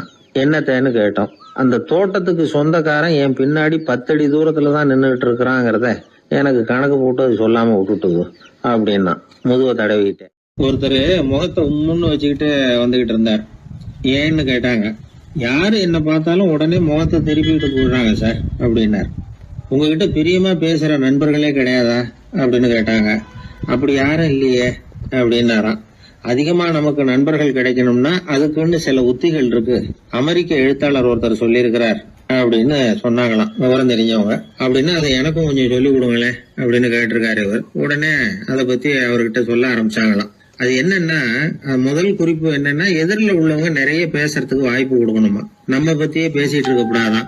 அவர் பேசுற விஷயம் எதுவா இருந்தாலும் ஆமா நல்லது அப்படின்னு சொல்லி ஏத்துக்கணுமா. இது ஒரு குறிப்பு. 2வது குறிப்பு என்னன்னா, கூடுமான வரைக்கும் யாருகிட்டயும் அனாவசியமா வாதம் பண்ணிட்டு இருக்க கூடாது. மூணாவது குறிப்பு என்னன்னா, எந்த பிரச்சனையையும் அடுத்தவங்க கண்ணோட்டத்திலேயே பார்க்கணும், நம்ம கண்ணோட்டத்திலேயே பார்த்துட்டு இருக்க கூடாது. எப்பவுமே அடுத்தவங்க மனோபாவத்தை நாம புரிஞ்சு வச்சிருந்தோம்னா நம்மள யாராலையும் ஜெயிக்க முடியாது. நாலாவது குறிப்பு என்னன்னா, ஒருத்தர்கிட்ட பேச ஆரம்பிக்கிறப்பவே இயல்பா அன்பா ஆரம்பிக்கணும். உதாரணத்துக்கு, இந்த சட்டை உங்களுக்கு ரொம்ப பொருத்தமா இருக்குதே அப்படின்னு சொல்லி ஆரம்பிக்கலாம். அதை விட்டுட்டு, அன்னைக்கு என்ன சார் என்ன அம்போன்னு விட்டுட்டு அப்படி ஆயிட்டீங்க அப்படின்னு ஆரம்பிக்க கூடாதான். இதெல்லாம் விவரம் தெரிஞ்சவங்க சொல்லி கொடுத்திருக்கிற குறிப்புகள். அஞ்சாவது விஷயம் என்னன்னா, நம்ம தவறுகளை தயக்கம் இல்லாம ஒத்துக்கணும், அதுக்காக கூச்சப்படக்கூடாது. ஆறாவது குறிப்பு, அடுத்தவங்க கருத்துக்கு மதிப்பு கொடுக்கணும். நீங்க சொல்றது தப்பு சார் அப்படின்னு முகத்துல அடிச்சா அப்படி பேசக்கூடாது. ஏழாவது விஷயம் என்னன்னா, சில பேர் எப்ப பார்த்தாலும் சவால் விட்டுக்கிட்டே இருப்பாங்க. அனாவசியமான சவால் சில பேரால தவிர்க்க முடியாது, அப்படி விடக்கூடாதான். எட்டாவது கருத்து, நம்ம கருத்து என்னவோ அதை எதிராளியின் வாயிலிருந்து வரவழைக்கணும். அப்படி வரவழைக்கிறதுக்கு முயற்சி பண்ணணும். இது ஒரு முக்கியமான கருத்து. அப்புறம் ஒன்பதாவது குறிப்பு என்னன்னா, நம்ம யோசனைய புதிய முறையில சொல்லி பார்க்கலாம். அடுத்தவங்க சொல்ற யோசனையை ஏத்துக்கணும். அந்த யோசனை மகா மோசமா இருந்தா கூட அதை ஏத்துக்கிற மாதிரி நடிக்கலாமா, அது கூட தப்பு இல்லைங்கிறாங்க. 10வது குறிப்பு ரொம்ப முக்கியமானது. அதாவது அனாவசியமா பொய் சொல்லக்கூடாது. அப்படி எப்பவாவது பொய் சொல்ல வேண்டிய அவசியம் வந்துட்டுதுன்னு வைங்க, பெரிய பொய்யா சொல்லி பண்ணுமா, அதை நம்பும்படியா சொல்லணுமா. சில சமயம் தேவைப்பட்டா பொய்ய உண்மையா கூட மாத்திக்கலாமா. அது எப்படி பொய்ய உண்மையா மாத்திக்கிறது அப்படின்னா, இப்ப எனக்கு கார் ஓட்ட தெரியும்னு நண்பர்கள் கிட்ட பொய் சொல்லியாச்சு. நண்பர்கள் நிஜமாவே ஒரு காரை கொடுத்து ஓட்டுன்னு சொல்றதுக்கு முன்னாடி ஏதாவது ஒரு டிரைவிங் ஸ்கூல்ல சேர்ந்து கார் ஓட்டுறதுக்கே கத்துக்கிறது. இது ஒரு உதாரணம். இது மாதிரி பொய்ய உண்மையாக்கக்கூடிய சில உத்திகள் உண்டு. அதனால சில பிரச்சனைகளை தீர்த்தர முடியுமா. அப்புறம் 11வது குறிப்பு என்னன்னா, உயர்ந்த நோக்கங்களை மட்டும் வெளியில பேசணும். உள் மனசு எவ்வளவு ஒட்டடை படிஞ்சு கிடந்தாலும் பரவாயில்ல, அதை பத்தி பேச வேண்டியதில்லை. 12வது குறிப்பு சொல்றாங்க, சிறந்த நல்ல நண்பர்களை தேடிதான் பெற வேண்டியிருக்கும், அவ்வளவு சுலபமா கிடைச்சிட மாட்டாங்க அப்படின்னு சொல்றாங்க. இவ்வளவு குறிப்புகளும் அமெரிக்க நிபுணர் ஒருத்தர் சொல்லி வச்சிருக்கிறார். இப்படி எல்லாம் நடந்துகிட்டா நமக்கு நல்ல நண்பர்கள் கிடைப்பாங்களாம். முயற்சி பண்ணி பார்க்கணும். இந்த காலத்துல எல்லாம் எத்தனையோ விதமான நண்பர்கள் உண்டு. ஒருத்தர் ரொம்ப கவலையோட நின்றுகிட்டு இருந்தார், கண்ணு கலங்கி இருந்தது. ஏன் இப்படி கவலையோட நின்றுகிட்டு இருக்கிறீங்க அப்படின்னு கேட்டோம். என்னுடைய நண்பன் ஒருத்தன் ஒரு நாள் கோபத்துல என்னை பார்த்து சொல்லிவிட்டான், உன்னோட ஒரு வருஷத்துக்கு பேச மாட்டேன் போ அப்படின்னு சபதம் போட்டுட்டான் அப்படின்னார். அதுக்காகவா இப்படி கவலைப்பட்டுக்கிட்டு கண் கலங்கி நிக்கிறீங்க அப்படின்னு கேட்டோம். இதுக்கு அவரு சொன்னார், நான் அதுக்காக கவலைப்படல சார், அந்த ஒரு வருஷ கெடு என்னையோட முடியுது, அதை நினைச்சுதான் கவலைப்படுறேன், கண்ணீர் விடுறேன் அப்படின்னாராம் சோகமா. ஒருத்தர் ரொம்ப கவலையோட வந்தார். ஏன் இப்படி ஒரு மாதிரியா வர்றீங்க அப்படின்னு கேட்டேன். அவர் என்ன நிமிர்ந்து பார்த்தார். என்னை பார்த்து ஒருத்தன் பைத்தியம்னு சொல்லிவிட்டான் சார், அவன் அப்படி சொன்னதுக்கு அப்புறம் தான் நான் இப்படி ஆயிட்டேன்னாரு. அதுக்காக நீங்க பெருமைப்படுங்க, வருத்தப்படாதீங்கன்னு. அவருக்கு ஒன்னும் புரியல. அவரு என்ன ஒரு மாதிரியா பார்க்க ஆரம்பிச்சுட்டார். நான் உடனே ஓஷோ சொல்லி இருக்கிற சில கருத்துக்களை அவர்கிட்ட எடுத்து சொன்னேன். இத பாருங்க, இந்த உலகத்துல பல பெரிய மேதாவிகள்லாம் சாதாரண மக்கள் கண்ணுக்கு பைத்தியமா தான் தெரிஞ்சிருக்கிறாங்க அப்படின்னு விவரத்தை சொன்னேன். ஏன்னா மத்தவங்க மாதிரி அவங்க கவலைப்படுறது இல்ல, எதுக்கும் இறுக்கம் அடையறது இல்ல, சாவை கண்டு பயப்படுறது இல்ல, அற்பமான மகிழ்ச்சிக்கு ஆசைப்படுறது இல்ல. அவங்க முழுமையா வாழறாங்க. மத்தவங்களை இது பாதிக்குது. ஏன்னா இவங்களால அவங்க மாதிரி அலட்டிக்காம இருக்க முடியறது இல்ல, அதனால வெறுக்க ஆரம்பிச்சு விடுறாங்க. அவன் கிடக்குறான் பைத்தியக்காரன் அப்படின்னு சொல்லி அவங்களுக்குள்ளேயே ஆறுதல் அடையறதுக்கு முயற்சி பண்றாங்க. இதுதான் இன்னைக்கு உலகத்துல நாம பாத்துக்கிட்டு இருக்கிறது. ஆனா ஒரு உண்மை என்ன தெரியுமா, இந்த உலகத்துல பைத்தியக்காரர்களும் புத்தி சுவாதீனம் இல்லாதவங்களும் தான் மகிழ்ச்சியாவும் கொண்டாட்டமாவும் இருக்க முடியும். அதனால நமக்கெல்லாம் புத்தி சுவாதீனத்துடன் கூடிய ஒரு பைத்தியக்காரத்தன்மை இருக்கிறது நல்லதுதான். அப்படி இருந்தாதான் வாழ்க்கையை கொண்டாட முடியும். ஒரு மனநல மருத்துவமனையில ஒருத்தர் சிகிச்சைக்காக சேர்ந்திருந்தார். சேர்ந்து ஒரு வருஷம் ஆச்சு. தான் குணமாயிட்டோங்கிறது அவருக்கு தெரிஞ்சு போச்சு.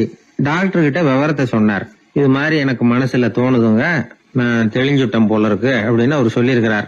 அவரும் சொன்னார், நீங்க சொல்றது சரியாதான் இருக்கும், இருந்தாலும் உங்களை இங்கேயே வச்சிருந்து சில சோதனைகள்லாம் பண்ணி பார்த்துட்டு அதுக்கப்புறம் வீட்டுக்கு அனுப்புறோம் அப்படின்னார். சரிங்கன்னார் அவரு.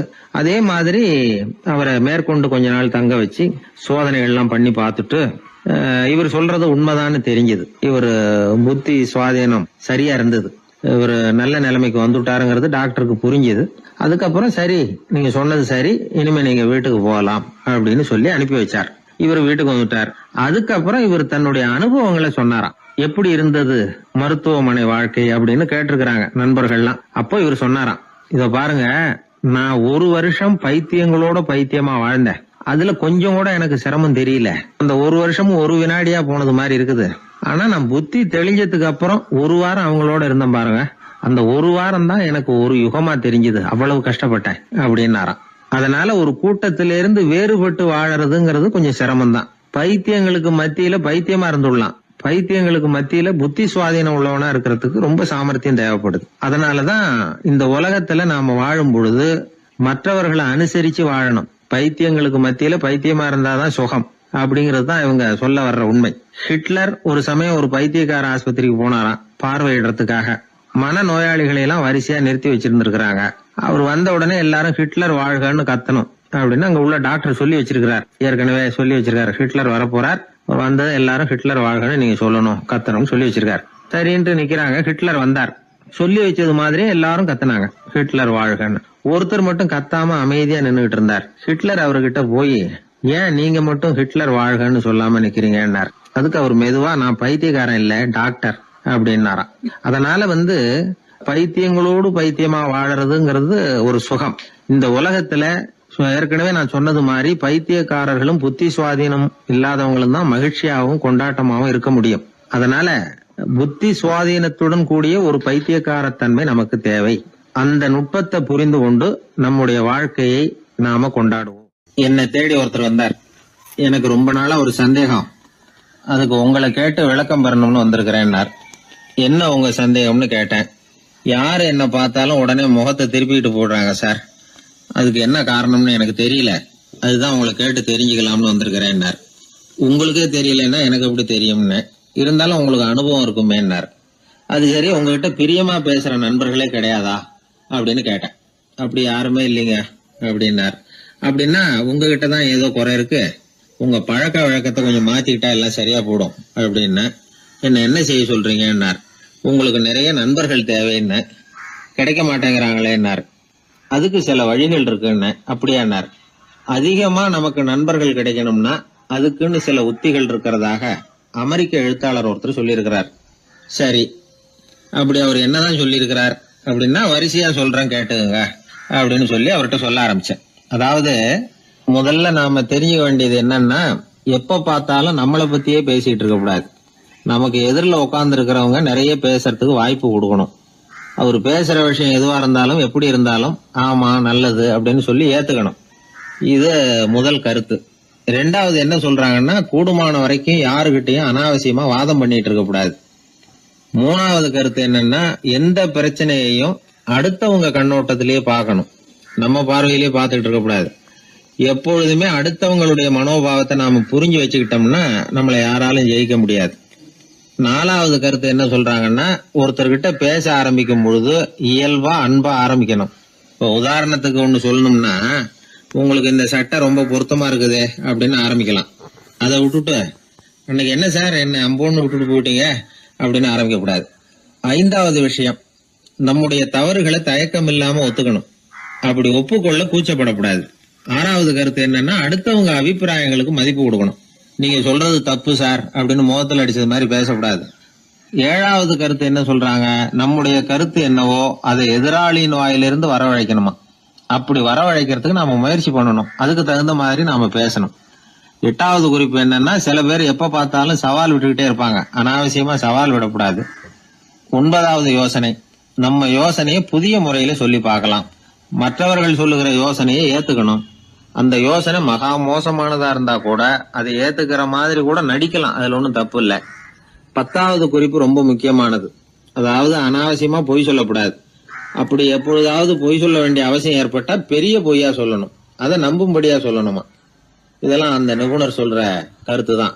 சில சமயம் தேவைப்பட்டா பொய்ய கூட உண்மையா மாத்திக்கலாமா. அது எப்படி பொய்ய உண்மையா மாத்துறது அப்படின்னா, இப்ப எனக்கு கார் ஓட்ட தெரியும்னு நண்பர்கள் கிட்ட ஒரு பொய்ய சொல்லிவிட்டீங்கன்னு வைங்களேன். நண்பர்கள் நிஜமாவே ஒரு காரை கொடுத்து ஓட்டுன்னு சொல்றதுக்கு முன்னாடி ஏதாவது ஒரு டிரைவிங் ஸ்கூல்ல சேர்ந்து கார் ஓட்ட கத்துக்கலாமே. இதுதான் இந்த பொய்ய உண்மையா மாத்துறது. இது ஒரு உதாரணம், அவ்வளவுதான். இது மாதிரி பல பொய்களை உண்மையாக்க முடியும். அப்படி பொய்ய உண்மையாக்கி கூட சில பிரச்சனைகளை தீர்த்திட முடியும். 11வது குறிப்பு என்ன சொல்லுதுன்னா, உயர்ந்த நோக்கங்களை மட்டுமே வெளியில பேசணும். உள் மனசு எவ்வளவு ஒட்டடை படிஞ்சு கிடந்தாலும் பரவாயில்ல. 12வது குறிப்பு, நல்ல நண்பர்களை தேடித்தான் பெறணும், அவங்க அவ்வளவு சுலபமா கிடைச்சிட மாட்டாங்க. இவ்வளவும் அனுபவசாலிகள் சொல்லி இருக்கிற குறிப்புகள். இந்த ஆலோசனைகளின்படி நடந்தா நமக்கு நல்ல நண்பர்கள் கிடைப்பாங்க. அதுக்கப்புறம் நமது வாழ்க்கை வெற்றி இருக்கிற திசையை நோக்கி வேகமா நகர ஆரம்பிக்கும். இந்த காலத்திலேயே நல்ல நண்பர்கள்லாம் எத்தனையோ பேர் உண்டு. ஒருத்தர் ரொம்பவும் கவலையோட நின்றுகிட்டு இருந்தார். கண்கள் கலங்கி போயிருந்தது. கிட்டத்தட்ட அழுதுகிட்டு இருந்தார். ஏன் சார் இப்படி அழறீங்க, என்ன ஆச்சு உங்களுக்குன்னு கேட்டேன். ஒரு மெதுவா கண்ணை தொடச்சிக்கிட்டு, என்னுடைய நண்பன் ஒருத்தன் ஒரு நாள் கோவத்துல என்னை பார்த்து உன்னோட ஒரு வருஷத்துக்கு பேச மாட்டேன் போன்னு சொல்லிவிட்டான், சபதம் போட்டுட்டான் அப்படின்னாரு. அதுக்காக இப்படி கவலைப்படுறீங்கன்னு கேட்டேன். அவரு சொன்னார், நான் அதுக்காக கவலைப்படல சார், அந்த ஒரு வருஷ கேடு என்னோட முடியுது, நான் அதை நினைச்சு எழுதிட்டு இருக்கிறேன் அப்படின்னா. இப்படிப்பட்ட நண்பர்களும் உண்டு. அதனால நல்ல நண்பர்களா பார்த்து நமக்கு சேர்த்துக்கிட்டோம்னா நம்ம வாழ்க்கையில எந்த முயற்சி எடுத்தாலும் அதுல சுலபமா வெற்றி கிடைக்கும். 11ஆம் நூற்றாண்டுல ஒரு புகழ்பெற்ற இறைநேச செல்வர் வாழ்ந்து வந்தார். அவர் பேரு அப்துல்லா ஹிஸ் சௌமை. இப்போ சோவியத் ரஷ்யாவில் உள்ள ஜீலான்கிற நகரத்தோட புறநகர் பகுதியில நீப்புன்னு ஒரு ஊர், அங்கதான் அவர் இருந்தார். அவருக்கு ஒரு ஆப்பிள் தோட்டம் இருந்தது தஜ்லா நதி ஓரத்துல. அந்த தோட்டத்துல அவர் ஒரு நாள் உலாவிக்கிட்டு இருக்கிறார். அந்த சமயத்துல 20 வயசு உள்ள அழகான இளைஞர் ஒருத்தர் அவர் முன்னாடி வந்து நின்னார். என்ன நீங்க மன்னிக்கணும்னார். இவருக்கு ஒன்னும் புரியல. யாரப்பா நீ என்ன கெடுதல் பண்ணுன, நான் எதுக்காக உன்னை மன்னிக்கணும் அப்படின்னு கேட்டார். ஐயா, என் பேரு அபு சாலிஹ் மூசா. இங்க இருந்து 4 கல் தொலைவில் இருக்கக்கூடிய இதே தஜ்லா நதி ஓரத்துல தான் நான் இருக்கிறேன். நேத்து மத்தியானம் எனக்கு ஒரு நல்ல பசி. அந்த நேரம் ஒரு ஆப்பிள் பழம் இந்த நதியில மிதந்து வந்தது. அவசரத்துல அதை எடுத்து சாப்பிட்டதுக்கு அப்புறம் தான் அப்படி செஞ்சது பெரிய தவறுங்கிறத உணர்ந்தேன். ஒரு பொருளுக்கு உரியவர்கள் யாரோ அவங்க அனுமதி இல்லாம அந்த பொருளை சாப்பிடுறது ஹராமான அந்த பழம் என் வயத்துக்குள்ள போனதுல இருந்து எனக்கு நிம்மதி இல்ல. ராத்திரி பூரா தூங்கவே முடியல. காலையில எழுந்திரிச்சதும் இந்த நதி ஓரமா பாத்துக்கிட்டே வந்தேன். உங்க தோட்டத்தை பார்த்தேன். ஒரு மரத்தோட கிளை தண்ணியில தொட்டுக்கிட்டு இருக்கிறத பார்த்தேன். அதனால நான் சாப்பிட்ட பழம் இங்க இருந்து தான் வந்திருக்கணும். அந்த பழத்துக்கு உரியவர் நீங்க தான். நீங்க என்ன மன்னிச்சாதான் நான் சாப்பிட்ட பழம் ஹலாலா, குற்றம் நிவர்த்தியா, தயவு பண்ணி மன்னிக்கணும் அப்படின்னு கண்கலங்க கேட்டுக்கிட்டார். இத கேட்ட இந்த சௌமையை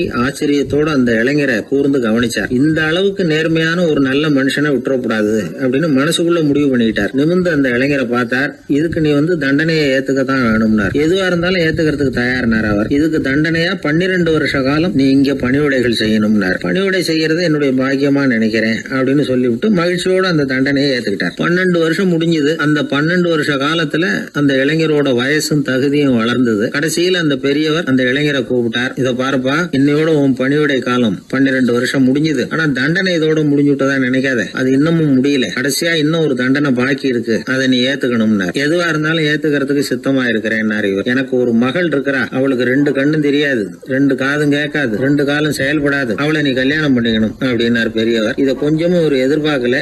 திகைச்சார். அடுத்த நிமிஷம் சரி, இதையும் நான் மனப்பூர்வமா ஏத்துக்கிறேன் விட்டார். இறைநேசர் செல்வர் சௌமை அவர்களுடைய புதல்வி பாத்திமாவுக்கும் இளைஞர் அபு சாலிஹ் மூசாவுக்கும் அடுத்த சில தினங்கள்ல முறைப்படி திருமணம் நடந்தது. திருமணத்துக்கு அப்புறம் மணமகளை பார்த்த அந்த இளைஞர் திகைச்சு போயிட்டார். ஏன்னா அந்த பெரியவர் சொன்னதுக்கு நேர்மாறா இருந்தார். பாத்திமா உடல் குணம் எதுவும் கிடையாது, ரொம்ப அழகா இருந்தாங்க. மறுநாள் சௌமை அபு சாலிஹை கூப்பிட்டு இதுக்கு விளக்கம் சொன்னாராம். என் மகளுக்கு கண்ணு தெரியாதுன்னு சொன்னதுதான் சொல்லியிருந்த நேத்து முன்னாடி சொன்னேன். அது எந்த விதமான தீய காட்சிகளும் அவ கண்ணுக்கு தெரியாதுன்னு தான் அர்த்தம். காது கேட்காதுன்னு சொன்னேன், தீய விஷயங்களை அவ கேட்க மாட்டான்னு அர்த்தம். கால்கள் செயல்படாதுன்னு சொன்னேன், வீட்டை விட்டு தீமையான இடங்களுக்கு அவ போக மாட்டான்னு அர்த்தம் அப்படின்னா. 12 வருஷத்துக்கு முன்னாடி உன்னை முதல் முறையா பார்த்தப்பவே உண்மை என்னுடைய சீடரா மானசீகமா ஏத்துக்கிட்டேன் அப்படிங்கிற விவரத்தையும் சொன்னாராம். இந்த இளைஞர் அபு சாலிஹ் பிற்காலத்துல ஒரு பெரிய ஆன்மீக மேதையா உயர்ந்தார். அந்த தம்பதிகளுக்கு 60வது வயசுல ஒரே ஒரு குழந்தை பிறந்தது. அந்த ஃபாதர் ஜிலானி முஹைத்தீன் ஆண்டகை, அதாவது அந்த குழந்தை தான் ஆன்மீக பேரரசர் முஹைத்தீன் ஆண்டகை.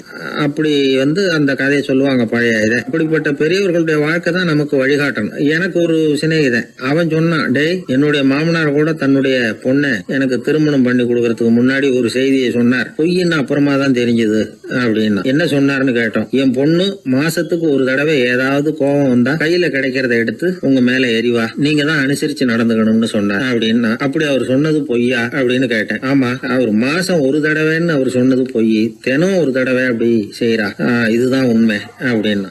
ஒரு சீடன் அந்த காலத்துல அஹிம்சைக்கு மரியாதை அதிகமா இருந்தது. இந்த காலத்துல இம்சைக்கு அதிக மரியாதை. ஒரு பெரியவர் இருந்தார். உண்மையை பத்தியும் சத்தியத்தை பத்தியும் நிறைய உபதேசம் எல்லாம் பண்ணார். அது பிரகாரமே நடந்தார். அவர் பின்னாடி நிறைய கூட்டம்லாம் இருந்தது. சீடர்கள் அதிகமா இருந்தாங்க. அவர் கொள்கைக்கு மரியாதை இருந்தது. ஆனா காலப்போக்கில் அந்த மரியாதை குறைஞ்சு போச்சு. அவர் பின்னாடி போன கும்பலும் குறைஞ்சு போச்சு. இது ஏன்? இப்படி ஒரு கேள்வி கேட்டார் ஒருத்தர். அதுக்கு பதில் சொல்ல வந்தார் ஒருத்தர். அவரு ஒரு கதையை சொன்னார், சீக்கிய கதை. அதாவது மகான் குருநானக் உபதேசம் பண்ணிக்கிட்டு இருந்த காலம். அவர் பின்னாடி ஏகப்பட்ட கூட்டம் போற இடமெல்லாம் மக்கள் வெள்ளம் அவர் பின்னாடியே போயிட்டு இருந்ததுதான். அவர் எந்த ஊருக்கு போனாலும் எல்லாரும் பின்னாடியே போனாங்க. இந்த கூட்டத்தையும் அவங்க கிட்ட இருக்கிற ஆர்வத்தை போனார் ஒருத்தர். அவரு குருநானக்கோட நண்பர். அவர் நேரா போய் குருநானக்க பார்த்தார். ஆகா, உங்களுக்கு தான் எத்தனை ஆயிரம் சீடர்கள் அப்படின்னார்.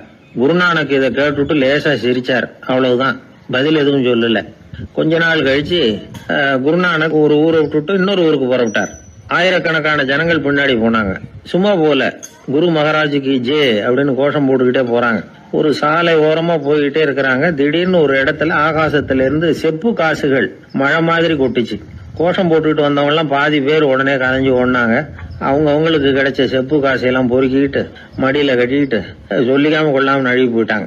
அவர் இதையெல்லாம் கவனிக்காம தொடர்ந்து போயிட்டே இருக்கிறார். அடுத்த ஊருக்கு போனார். அங்க மறுபடியும் ஒரு பணமழை. போன தடவை செப்பு காசு கொட்டுச்சு, இந்த தடவை இங்க வெள்ளி காசா கொட்டுது. இப்பவும் இருந்த கூட்டத்துல பாதி பேர் கும்பல் அப்படியே கலைஞ்சு ஓடி போய் முடிஞ்ச அளவுக்கு அதை பொறுக்கிட்டு அப்படியே ஓடிட்டாங்க. குருநானக் தொடர்ந்து போறார். இன்னொரு ஊர்ல மறுபடியும் பணமழை. இந்த தடவை வெறும் தங்க காசா விழுது. இதை பார்த்ததும் மீதி இருந்த கும்பலும் கலைஞ்சு ஓடி போய் தங்க காசை அள்ளிட்டு அம்பேல் ஆயிட்டுது. குருநானக் திரும்பி பார்த்தார். கடைசியா எஞ்சி இருந்தது ஒரே ஒரு சீடர் தான். செப்பு காசு, வெள்ளி காசு, தங்க காசு எதையும் பொருட்படுத்தாம இவர் பின்னாடியே வந்துகிட்டு இருக்கிறார். நீதான்ப்பா என்னுடைய உண்மையான சீடன் அப்படின்னு சொல்லி அவரை வாழ்த்தி அவர்கிட்ட தன்னுடைய பணிகளை ஒப்படைச்சாராம் குருநானக். அவ்வளவுதான் அந்த கதை. அதை கேட்டதும் உண்மைக்கு ஏன் மரியாதை குறைஞ்சு போச்சுங்கிறது புரியுது. நல்லவங்க பின்னாடி போற கூட்டம் குறையறதுக்கு இதுதான் காரணம். காசு தான் முக்கியம்னு நினைக்கிறவங்க அதிகமாயிட்டாங்க இந்த காலத்துல. காசு முக்கியம்தான், இல்லைன்னு சொல்லல. ஆனா காசு நமக்கு அடிமையா இருக்கணும். வேலைக்கார மாதிரி இருந்து வேண்டியதை வாங்கி கொடுக்கணும். நாம காசுக்கு அடிமையாயிடக்கூடாது. அப்படி ஆகும் பொழுதுதான் விவகாரம் ஆரம்பம். இந்த காலத்து குரு ஒருத்தர், அவருக்கு பின்னாடி ஏகப்பட்ட சீடர்கள் இருந்தாங்க. ஒரு காலத்துல ஒவ்வொரு கட்டத்துல ஒவ்வொருத்தரா நழுவி போயிட்டாங்க. இப்ப மிஞ்சி இருக்கிறது ஒரே ஒரு சீடன் தான். ரொம்ப பவ்யமா கையை கட்டிட்டு அவர் முன்னாடி உட்காந்துருக்கிறான். கடைசியில நீ மட்டுமாவது இருக்கியப்பா, அது போதும், நீ தான் எனக்கு உண்மையான சீடன் அப்படின்னாராம் குரு.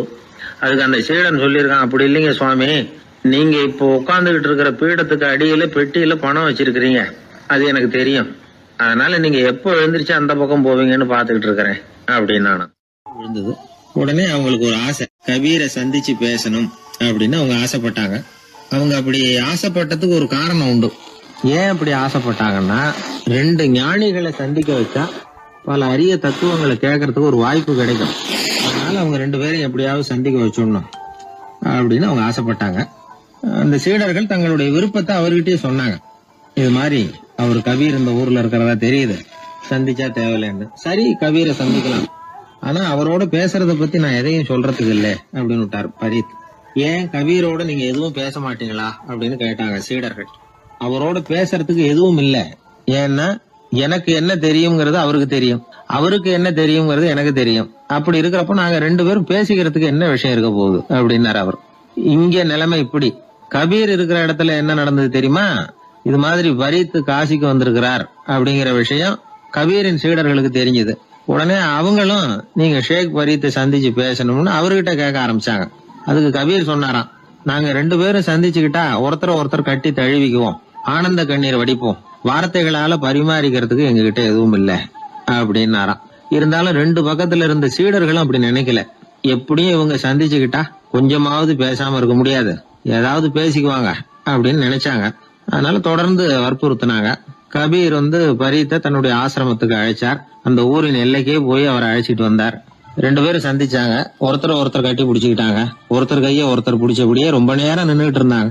ஆனந்த கண்ணீர் வழிஞ்சுது. கபீர் ஆசிரமத்துல ரெண்டு பேரும் மௌனமா உட்கார்ந்துருக்காங்க. ஏதாவது பேசுவாங்கன்னு சொல்லி எதிர்பார்த்துக்கிட்டே ரெண்டு பக்கமும் சீடர்கள் காத்துக்கிட்டு இருக்கிறாங்க. பேசுங்கன்னு சொல்லியும் பார்த்தாங்க. அதை கேட்டதும் லேசா சிரிச்சாங்களே தவிர எதுவுமே பேசிக்கலையாம். ஒரு நாள் பூரா இப்படியே போயிட்டுது. அதுக்கப்புறம் பரீத் கபீர் கிட்ட விடைபெற்றுக்கிட்டு புறப்பட்டார். ஏன் நீங்க பேசல அப்படின்னு சொல்லி கபீரின் சீடர்கள் கேட்டாங்களாம். அதுக்கு கபீர் சொன்னார், நாங்க ரெண்டு பேரும் உணர்ந்ததை சொல்றதுக்கு வார்த்தைகள் கிடையாது. எல்லாமும் உணர்ந்த பரீத்து கிட்ட பேசுறதுக்கு என்கிட்ட எதுவும் இல்லை, அதனால பேசல அப்படின்னார். இதே மாதிரி பரீத்தின் சீடர்களும் அவர்கிட்ட கேட்டிருக்கிறாங்க, ஏன் நீங்க பேசலன்னு. எங்க 2 பேர்ல யாராவது ஒருத்தர் பேச ஆரம்பிச்சிருந்தாலும் அதை போல முட்டாள்தனம் வேற எதுவும் இருக்க முடியாதுன்னாரு அவரு. ஞானிகள் 2 பேரும் பேசி இருந்தா என்ன ஒரு தெளிவு கிடைக்குமோ அதை விட அதிகமான தெளிவு கிடைச்சதான் சீடர்களுக்கு. உண்மையின் வடிவமான பரம்பொருள் பேசப்பட வேண்டிய ஒன்றல்ல, அது உணரப்பட வேண்டிய ஒன்று அப்படிங்கறத அவங்க புரிஞ்சுக்கிட்டாங்களாம். ஒரு கணவனும் மனைவியும் ரொம்ப நாள் ஒருத்தர் பிரிஞ்சிருந்தாங்க. பல வருஷங்களுக்கு அப்புறம் அவங்க சந்திச்ச உடனே ஏதாவது பேசலாம்ல, பேசல. 2 பேருமே மௌனமா இருந்தாங்க. இந்த ஞானிகள் மாதிரி ஒருத்தர் ஆர்வமா பாத்துக்கிட்டாங்க, அவ்வளவுதான். அந்த கணவனை தனியா கூப்பிட்டுக்கிட்டு போய் ஒருத்தர் விசாரிச்சார். ஏன்பா இவ்வளவு நாள் கழிச்சு சந்திக்கிறீங்க, நீயாவது முதல்ல வாயை திறக்கப்படாதான்னார். அதுக்கு அவர் சொன்னார், ஏற்கனவே நான் வாயை திறந்ததுனால தானே சார் இவ்வளவு காலமும் பிரிஞ்சு இருக்கிறது மாதிரி ஆச்சு, அதனால அவசரப்படாம பொறுமையா இருக்கிறேன் அப்படின்னாராம். அதனால பேச்சு பெருசுதான், இருந்தாலும் மௌனம் அதை விட பெரியது அப்படிங்கறத ஒரு வாழ்வியல் உண்மையாக நாம புரிஞ்சுக்கணும். ஒரு சீடன் வெளியூர் புறப்படுறதுக்கு தயாரா இருந்தான். ரொம்ப தூரம் போக போறான், திரும்பி வர நாளாகும். புறப்படுறதுக்கான ஆயத்த வேலைகள்ல ஈடுபட்டிருந்தான். அந்த சமயம் பார்த்து இன்னொரு சீடன் அவங்கிட்ட வந்தான். நம்ம குரு உன்னை அழைச்சிட்டு வர சொன்னார், வா அப்படின்னு கூப்பிட்டான். இவன் உடனே புறப்பட்டு போனான். குருநாதரை பார்த்தான், அவர் காலில் விழுந்து வணங்கினான். வணங்கிவிட்டு எழுந்திரிச்சான், அவ்வளவுதான். குரு ஏதாவது உபதேசம் பண்ணுவாருன்னு எதிர்பார்த்தான். ஆனா நடந்தது என்ன தெரியுமா? குரு அவனுக்கு ஓங்கி ஒரு அடி கொடுத்தார். எதிர்பாராம இந்த அடியை வாங்கினதும் அந்த சீடன் அதிர்ந்து போயிட்டான். பக்கத்துல இருந்த மற்ற சீடர்களும் திகைச்சு போய் நின்னுட்டாங்க. அடி வாங்கின சீடனுக்கு மனசுக்குள்ள குழப்பம். நாம என்ன தப்பு பண்ணணும், புறப்படுற நேரத்துல இப்படி குரு கிட்ட அடி வாங்குற மாதிரி ஆயிட்டுதே அப்படின்னு நினைச்சு மனசுக்குள்ள ரொம்ப வேதனைப்பட்டான். கொஞ்சம் துணிச்சலை வரவழைச்சுக்கிட்டு குருநாதர்கிட்டயே கேட்டுட்டான், சுவாமி நான் என்ன தப்பு பண்ணினேன், என்ன இப்படி அடிச்சுட்டீங்களே, ஒரு வார்த்தை கூட உங்களை எதிர்த்து நான் பேசினது இல்லையே, இவ்வளவு காலமா உங்க விருப்பத்துக்கு விரோதமா ஒரு காரியம் கூட நான் செஞ்சது இல்லையே, வந்ததும் வராததுமா ஒண்ணுமே சொல்லாம என்ன அடிச்சுட்டீங்களே, குருவே நான் செஞ்ச குற்றம் தான் என்ன அப்படின்னு கண்ணீரோட பரிதாபமா கேட்டானா அந்த சீடன். ஆனா அந்த குரு முகத்துல கொஞ்சம் கூட கோபம் இல்லை. அவர் சிரிச்சுக்கிட்டே நின்னுகிட்டு இருந்தாராம். அதுக்கப்புறம் சொன்னாராம், என்னுடைய அருமை சீடனே, நீ ஒரு தவறும் பண்ணல, நான் உன்னை அடிச்சது நீ ஏதோ தப்பு பண்ணிவிட்டேங்கிறதுக்காக இல்ல, நீண்ட பயணம் போக போறேன், ஞாபகமா ஏதாவது கொடுத்து அனுப்ப வேணாமா, நீ ஞானம் பெற்ற பிறகுதான் திரும்பி வரப்போறேங்கிறது எனக்கு தெரியும், அதுக்கு பிறகு உன்னை அடிக்க முடியுமா, அதனால இப்ப கிடைச்சிருக்கிற இந்த வாய்ப்பை பயன்படுத்திக்கிட்டேன், அப்போதைக்கு இப்பவே அடிச்சுட்டேன், அவ்வளவுதான், வேற ஒண்ணும் இல்லை அப்படின்னாராம். குரு சிரிச்சுக்கிட்டே இப்படி சொல்றார். இருந்தாலும் இதுவும் ஒரு உபதேசம் தான். அதிர்ச்சிகளால விழிப்படைய வைக்கிறதும் ஒரு வழிதான். இது ஜென் வழி. பெரும்பாலும் அதிர்ச்சியின் மூலமாகவே ஞான தரிசனத்தை அருள்கிறவர்கள் தான் ஜென் குருமார்கள். நம்ம தியானம் தான் ஜென். இந்தியாவிலிருந்து சீனாவுக்கு போய் கொஞ்சம் பேர் மாறி வளம் பெற்று ஜப்பான்ல ஜென் ஆகி வளர்ந்துருக்குது, அவ்வளவுதான். ஜென்கிறது தியானம். எதை நினைச்சும் தியானிக்கிறது இல்ல, எல்லாத்திலையும் தியானம் இருக்கிறதா சொல்லுது ஜென். பேசுறது, இருக்கிறது, நடக்கிறது, சாப்பிடுறது, சிரிக்கிறது, தூங்குறது, தொழில் செய்யறது அல்லது சும்மா இருக்கிறது எல்லாமே தியானம் தான். ஜென்கிறது ஒரு சுய தரிசனம், தன்னைத்தானே அடையாளம் கண்டுகொள்கிறது தான் அது. இல்லாத எதையும் தேடி கண்டுபிடிக்கிறது இல்ல. சென் மார்க்கத்தை பத்தி ஓஷோ என்ன சொல்றார் தெரியுமா? காணாமல் போன தன்னுடைய மூக்கு கண்ணாடி தன்னுடைய மூக்கின் மேல் இருப்பதை கண்டுகொள்வது போன்றது சென் அப்படிங்கிறார். நம்மால் ஒருத்தர் இன்னொருத்தர் முகத்தை ரொம்ப நேரமா உத்து பார்த்துக்கிட்டு இருந்தார். என்ன பாக்குறீங்கன்னாரு அவரு. நீங்க போட்டிருக்கீங்களே மூக்கு கண்ணாடி, அதை தான் பாக்குறேன்னாரு இவரு. நீங்க அப்படி பாக்குறதுக்கு விசேஷ காரணம் ஏதாவது உண்டான்னு கேட்டார் இவர். உண்டுன்னார். என்னன்னு கேட்டார். நேத்திக்கு காணாம போன என்னோட மூக்கு கண்ணாடி அது அப்படின்னாராம் இவர். எதிர்காலத்தை நினைச்சா எனக்கு ரொம்ப பயமா இருக்கு சார் அப்படின்னு சொல்றவங்க நிறைய பேர் இருக்கிறாங்க. அதாவது பயப்படாத மனிதர்கள்னு யாருமே கிடையாது. ஒவ்வொருத்தருக்கும் ஒவ்வொரு விதமான பயம் இருந்தாலும் ஒட்டுமொத்தமா பாக்குறப்போ மனிதனுக்கு 6 விதமான பய உணர்வுகள் வரலாம் அப்படின்னு பெரியவங்க சொல்றாங்க. எல்லா விதமான பயமும் இந்த 6 வகைக்குள்ள அடக்கம். அந்த 6 வகை பயமும் 6 எதிரிகள் மாதிரியாம். 6 எதிரிகளையும் புரிஞ்சுக்கிட்டோம்னா போதும், வாழ்க்கையில சுலபமா வெற்றி அடைய முடியும். சரி, அந்த 6 வகை பயம் என்னென்ன அப்படின்னு பாப்போம். முதல்ல வறுமை பற்றிய பயம், 2வது பழிச்சொல் பற்றிய பயம், 3வது உடல் நலம் பாதிப்பு பற்றிய பயம், 4வது என்னன்னா காதல் தோல்வி, 5வது முதுமை, 6வது மரணம். அதாவது பயப்படுறதுங்கிறது ஒரு மனநிலை தான். இந்த மனநிலையை கட்டுப்படுத்த முடியும், திசை திருப்ப முடியும். சரி, இந்த பயங்களின் அறிகுறிகள் எப்படி இருக்கும்? வறுமை பற்றிய பயம் அப்படின்னு முதல்ல சொன்னோம் இல்லையா, அந்த பயத்தின் அறிகுறிகளை தெரிஞ்சுக்குவோம். எதுலேயும் அக்கறை இல்லாம இருக்கிறது, ஒரு குறிக்கோள் இல்லாம இருக்கிறது, வறுமையை சகிச்சுக்கிறது, வாழ்க்கையில கிடைக்கிறது எதுவா இருந்தாலும் ஆட்சேபனை இல்லாமல் ஏத்துக்கிறது, மனசாலும் உடம்பாலும் சோர்ந்து போயிருக்கிறது, ஆர்வம், முனைப்பு, கற்பனை திறன் எதுவுமே இல்லாம இருக்கிறது. இதெல்லாம் தான் அந்த வறுமை பற்றிய பயத்தின் அறிகுறிகள். அடுத்தது ஒண்ணு பார்த்தோமே, பழிச்சொல் பற்றிய பயம். அதாவது அடுத்தவங்க நம்மளை குறை சொல்லி விடுவாங்களோ அப்படிங்கிற பயம். இதுக்கு அறிகுறி என்ன தெரியுமா? புதியவர்களை சந்திக்கிறதுக்கு பயப்படுறது, முடிவு எடுக்க முடியாம குழம்புறது, பிரச்சனைகளை தவிர்க்க விரும்புறது, தாழ்வு மனப்பான்மை, வரவுக்கு மீறி செலவு செஞ்சு இமேஜை உயர்த்திக்கிறது, குறிக்கோள் இல்லாத வாழ்க்கை. இதெல்லாம் தான் அதுக்கு அறிகுறிகள். மூணாவது பயம் உடல் நலம் பாதிப்பு பற்றிய பயம், அதாவது நோய் பற்றிய பயம். ஒரு உண்மை என்ன தெரியுமா? டாக்டரை சந்திக்கிற மனிதர்கள்ல 75% பேர் தங்களுக்கு நோய் வந்துட்டுதுங்கிற கற்பனையில இருக்கிறவங்களாம். நிஜமாவே நோய் கிடையாது அவங்களுக்கு. இந்த பயத்தின் அறிகுறிகள் என்னன்னா, வியாதிக்கான அறிகுறிகள் தன்னிடம் இருக்கிறதாக நினைச்சுக்கிறது, எந்த நேரமும் வியாதியை பத்தியே பேசி பேசி மனசை அங்கேயே வச்சிருக்கிறது, நோய் சம்பந்தமான செய்திகளை படிச்சு நமக்கு இப்படி ஆயிடுமோ அப்படின்னு வேதனைப்படுறது. இதெல்லாம் தான் அதுக்கு அறிகுறிகள்.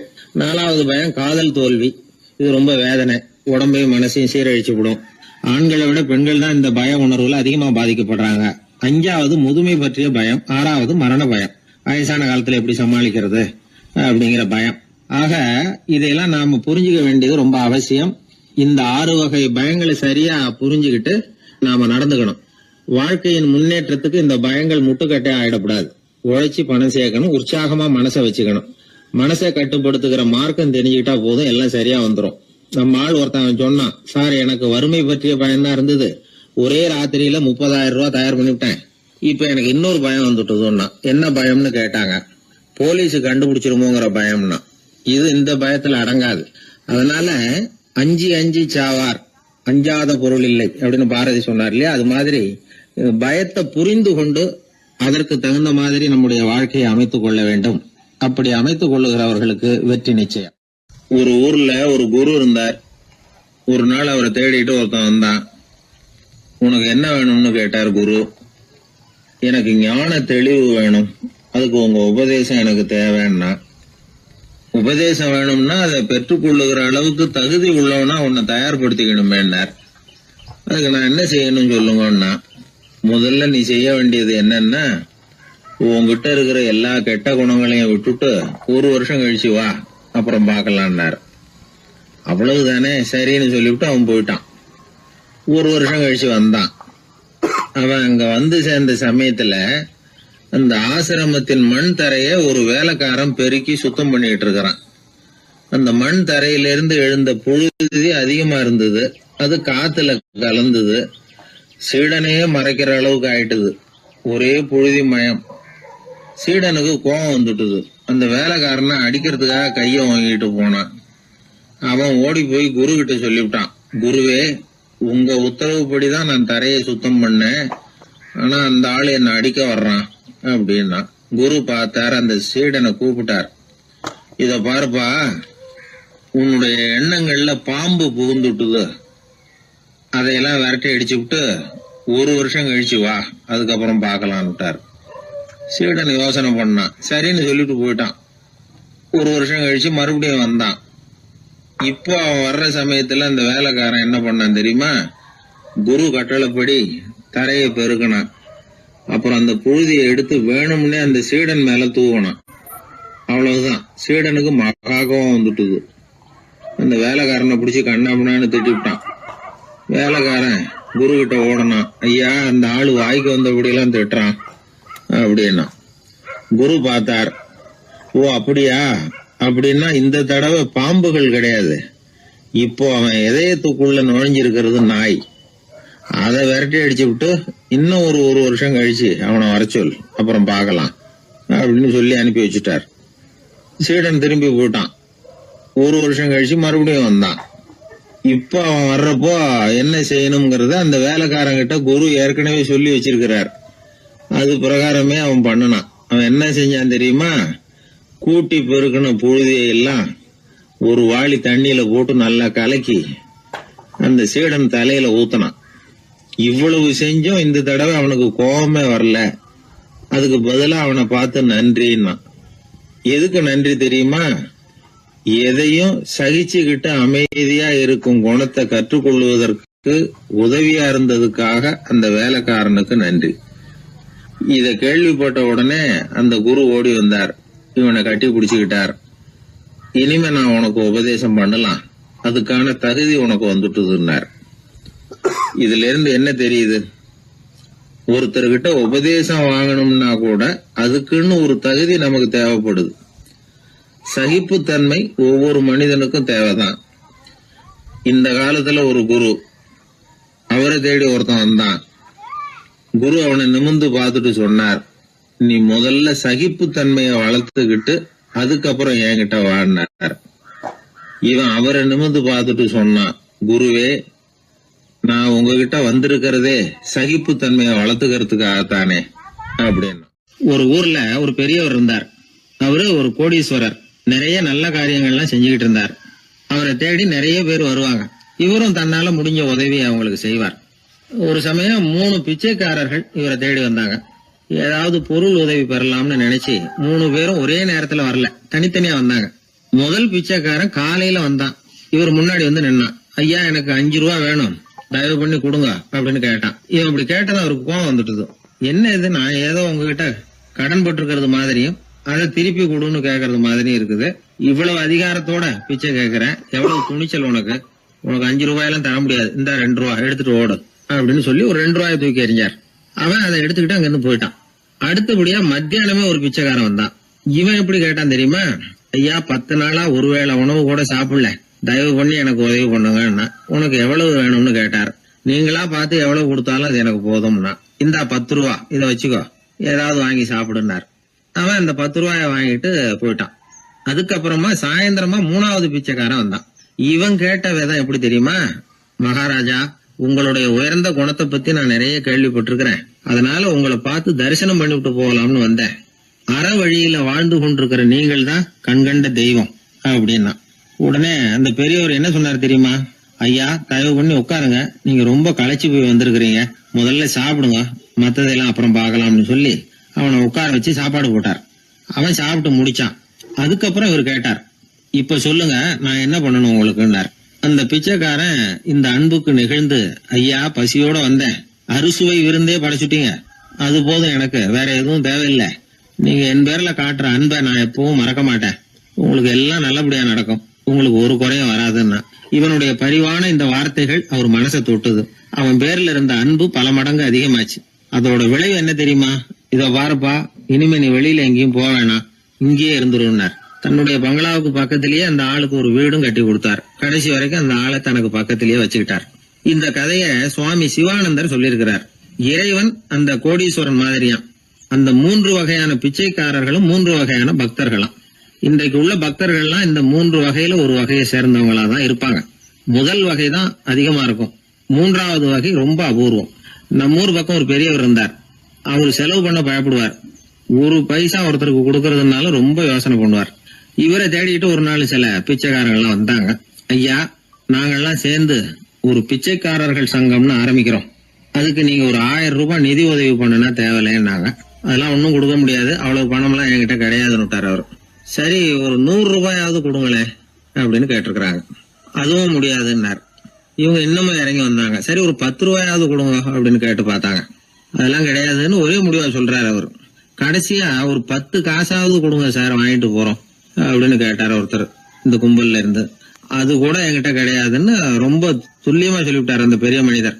அதாவது எதுவுமே கொடுக்க முடியாது, நீங்க போயிட்டு வாங்கன்னு விட்டார். அப்ப இந்த கும்பல்ல இருந்து ஒருத்தர் சொன்னார், சரி, நீங்க எதுவுமே தர முடியாதுங்கிறீங்க, அப்படின்னா ஒண்ணு செய்யுங்களேன்னாங்க. என்ன செய்யணும்னார். பேசாம நீங்களும் எங்க சங்கத்துல ஒரு மெம்பரா சேர்ந்துருங்க அப்படின்னாங்களாம். இப்படி இருக்கிற மனிதர்கள் அதிகம். அதனால இந்த 3 பிச்சைக்காரர்கள் அப்படிங்கிற இந்த கதையிலிருந்து நாம புரிந்து கொள்ள வேண்டியது, எப்படி பேசணும், எப்படி பக்தி செலுத்தணும், எப்படி இந்த உலகத்துல வாழணும் அப்படிங்கிற கருத்து பூராவும் இந்த அறவுரையிலிருந்து நாம புரிந்து கொள்ளலாம். மனுநீதி சோழன் வரலாறு நமக்கு தெரியும். அது மாதிரி நீதி தவறாத ஆட்சியாளர்கள் பல பேர் இருந்திருக்கிறாங்க இந்த உலகத்துல. ஹசரத் உமர் பின் கத்தாப் அப்படின்னு ஒருத்தர், இஸ்லாத்தின் 2வது கலீஃபா இவர். அவருடைய ஆட்சி காலத்துல நடந்த ஒரு நிகழ்ச்சி. இந்த மன்னருக்கு ஒரு மகன், அவர் பேரு அபு ஷஹ்மா. அந்த மிசர் நாட்டு கவர்னர் அமர் பின் நாஸ், அந்த மன்னருடைய மகன் கவர்னர் அவர்களுடைய கவனிப்புல இருந்தார். அந்த சமயத்துல ஒரு நாள் அவர் மதுபானம் அருந்தினார். கவர்னருக்கு தெரிஞ்சு போச்சு. அவருக்கு தர்ம சங்கடமா போட்டுது. தவறு செஞ்சது மன்னருடைய மகன். கவர்னர் யோசனை பண்ணார். அவர் மெதுவா தன்னுடைய வீட்டுக்கு அழைச்சிட்டு வந்தார்.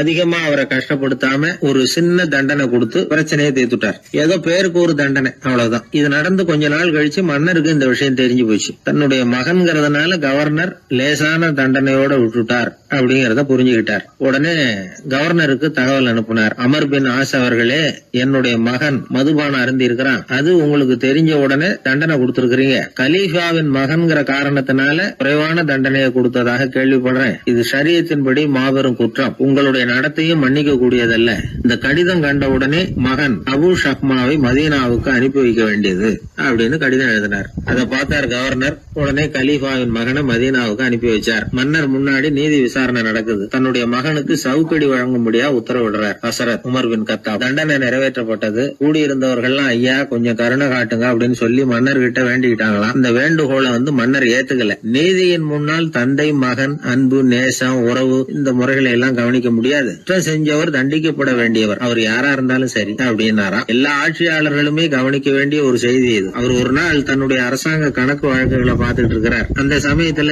அவரை பார்க்க ஒரு பெரிய மனிதர் வந்தார். இவர் தன்னுடைய சொந்த வேலை காரணமா வந்திருக்கிறார் அப்படிங்கறத அவர் புரிஞ்சுக்கிட்டார். உடனே அது வரைக்கும் எரிஞ்சுகிட்டு இருந்த விளக்க அணைச்சுட்டு இன்னொரு விளக்க ஏற்றி வச்சுக்கிட்டாராம். இந்த செயலுக்கு என்ன காரணம்னு கேட்டிருக்கிறார் வந்தவர். இதுக்கு அவரு சொன்னார், ஐயா நீங்க வந்த போது இங்க எரிஞ்சுகிட்டு இருந்தது அரசாங்க விளக்கு, இப்ப எரியறது சொந்த விளக்கு. சொந்த விஷயங்களை பேசுறப்போ அரசாங்க பணத்தை செலவு பண்ணக்கூடாது, அதனாலதான் விளக்க மாத்தினேன் அப்படின்னாராம். இப்படி எல்லாம் பல பேர் இந்த உலகத்துல இருந்திருக்கிறாங்க. ஆனா இப்ப எல்லாம் பல பேர் அப்படி இருக்கிறது இல்ல. ஒருத்தர் அப்படிதான் அரசாங்க விஷயங்களை பார்த்துக்கிட்டு உட்கார்ந்து இருக்கிறார். அந்த சமயத்துல ஒரு பெரிய தொழில் அதிபர் அவரை பார்க்க வந்திருக்கிறார். இவரு சடார்னு எழுந்திருச்சு எரிஞ்சுகிட்டு இருந்த விளக்க அணைச்சுட்டார். எங்கும் ஒரே இருட்டு. ஏன் விளக்க அணைச்சுட்டீங்கன்னு கேட்டிருக்கிறார் வந்தவர். இங்க நடக்கிறது மத்தவங்க கண்ணுல பற்றக்கூடாது அப்படிங்கறதுக்காக தான் விளக்க அணைச்சேன். நீங்க கொண்டு வந்திருக்கிறத அப்படி ஒரு ஓரமா வச்சுட்டு போடுங்க, அதுக்கப்புறமா விளக்க போட்டு நான் எடுத்துக்கிறேன் அப்படின்னாராம் இவர். ஒரு சாலையில போக்குவரத்து நெரிசல். ஒருத்தர் அடிபட்டு கிடக்கிறார். கூட்டத்துல ஒருத்தர் கத்துறார். உடனே ஆம்புலன்ஸுக்கு போன் பண்ணுங்க அப்படின்னு ஒருத்தர் ஓடி போய் தகவல் கொடுக்கிறார். கொஞ்ச நேரத்துல ஆம்புலன்ஸ் வருது. அடிபட்டவரை கொண்டுட்டு போய் ஆஸ்பத்திரியில சேர்க்குது. அங்க அவசர வைத்தியம். அவர் பொழைச்சுக்கிறார்.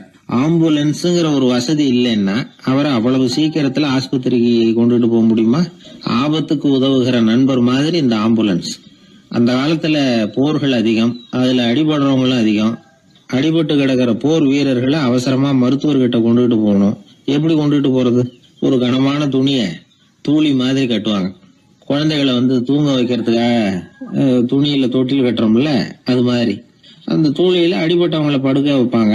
அப்படியே தூக்கிட்டு போவாங்க. அதுக்கப்புறம் தான் மருத்துவ சிகிச்சை. இதுதான் ஆரம்ப காலத்துல நடந்துகிட்டு இருந்தது. இதுல என்ன ஒரு சிரமம்னா, அவசரமா கொண்டுட்டு போய் சேர்க்க முடியாது. அதனால பாதி வழியிலேயே அவங்க போய் சேர்ந்துருவாங்க பல பேர்.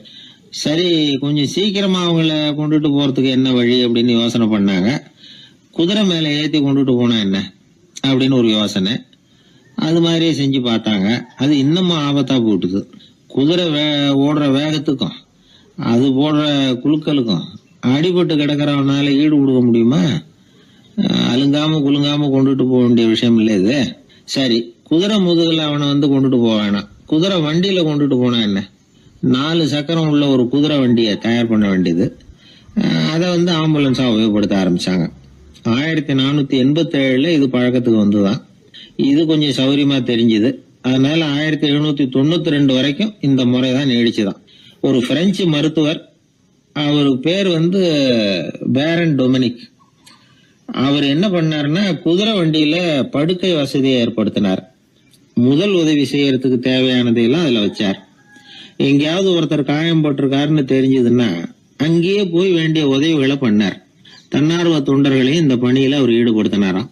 1864 ஜெனீவா ஒப்பந்தம் ஏற்பட்டது இல்லையா, அப்பதான் ஆம்புலன்ஸ் சர்வீஸுக்கு மோட்டார் வாகனங்களையும் பயன்படுத்தலாம் அப்படின்னு முடிவு பண்ணிருக்கிறாங்க. அந்த சமயத்துல இன்னொரு விதமான ஆம்புலன்ஸ் சேவையும் நடந்துதான். அதாவது ராட்சத பலூன்கள் இருக்குல்ல, அதையெல்லாம் ஆம்புலன்ஸா பயன்படுத்தி இருக்கிறாங்க. முதல் தடவையா அமெரிக்காவில் 1930 தான் ஒரு முழுமையான ஆம்புலன்ஸ் வாகனம் நடமாட ஆரம்பிச்சுதான். அதாவது அதுல ஆக்சிஜன் சிலிண்டர் இருக்கும், ட்ரிப்ஸ் மாதிரி அவசர தேவை உபகரணங்கள் இருக்கும், ஒரு மருத்துவர் இருப்பார், ஒரு நர்ஸ் இருப்பாங்க. இப்படிப்பட்ட ஒரு ஆம்புலன்ஸ் வசதி வந்த பிறகுதான் பல உயிர்களை காப்பாற்றக்கூடிய ஒரு நல்ல வாய்ப்பு ஏற்பட்டது. இப்பெல்லாம் இந்த ஆம்புலன்ஸ் சேவை எவ்வளவோ முன்னேற்றம் கண்டிருக்கு. மோட்டார் வாகனம் மட்டும் இல்ல, படகு, ஹெலிகாப்டர், விமானங்கள் இதெல்லாம் கூட இப்ப இந்த பணிக்கு ரொம்ப உபயோகமா இருக்கு. ஆபத்துல இருக்கிற ஒரு மனுஷனை பார்த்துட்டா உடனே அவனை காப்பாத்தணுங்கிற எண்ணம் இன்னொரு மனுஷனுக்கு ஏற்படத்தான் செய்யுது. அதனாலதான் காலம் ஏதோ கொஞ்சம் ஒழுங்கா ஓடிட்டு இருக்குது. அடிபட்டு கிடக்கிற ஒருத்தனை பார்த்த உடனே ஆம்புலன்ஸுக்கு போன் பண்ணத்தான் ஓடுவோம் யாரா இருந்தாலும். ஒரு ஆள் அடிபட்டு விழுந்தான், அதை பார்த்த உடனே ஒருத்தன் அவசரமா ஓடினான். கொஞ்ச நேரத்துல இன்னொருத்தரை கூட்டிட்டு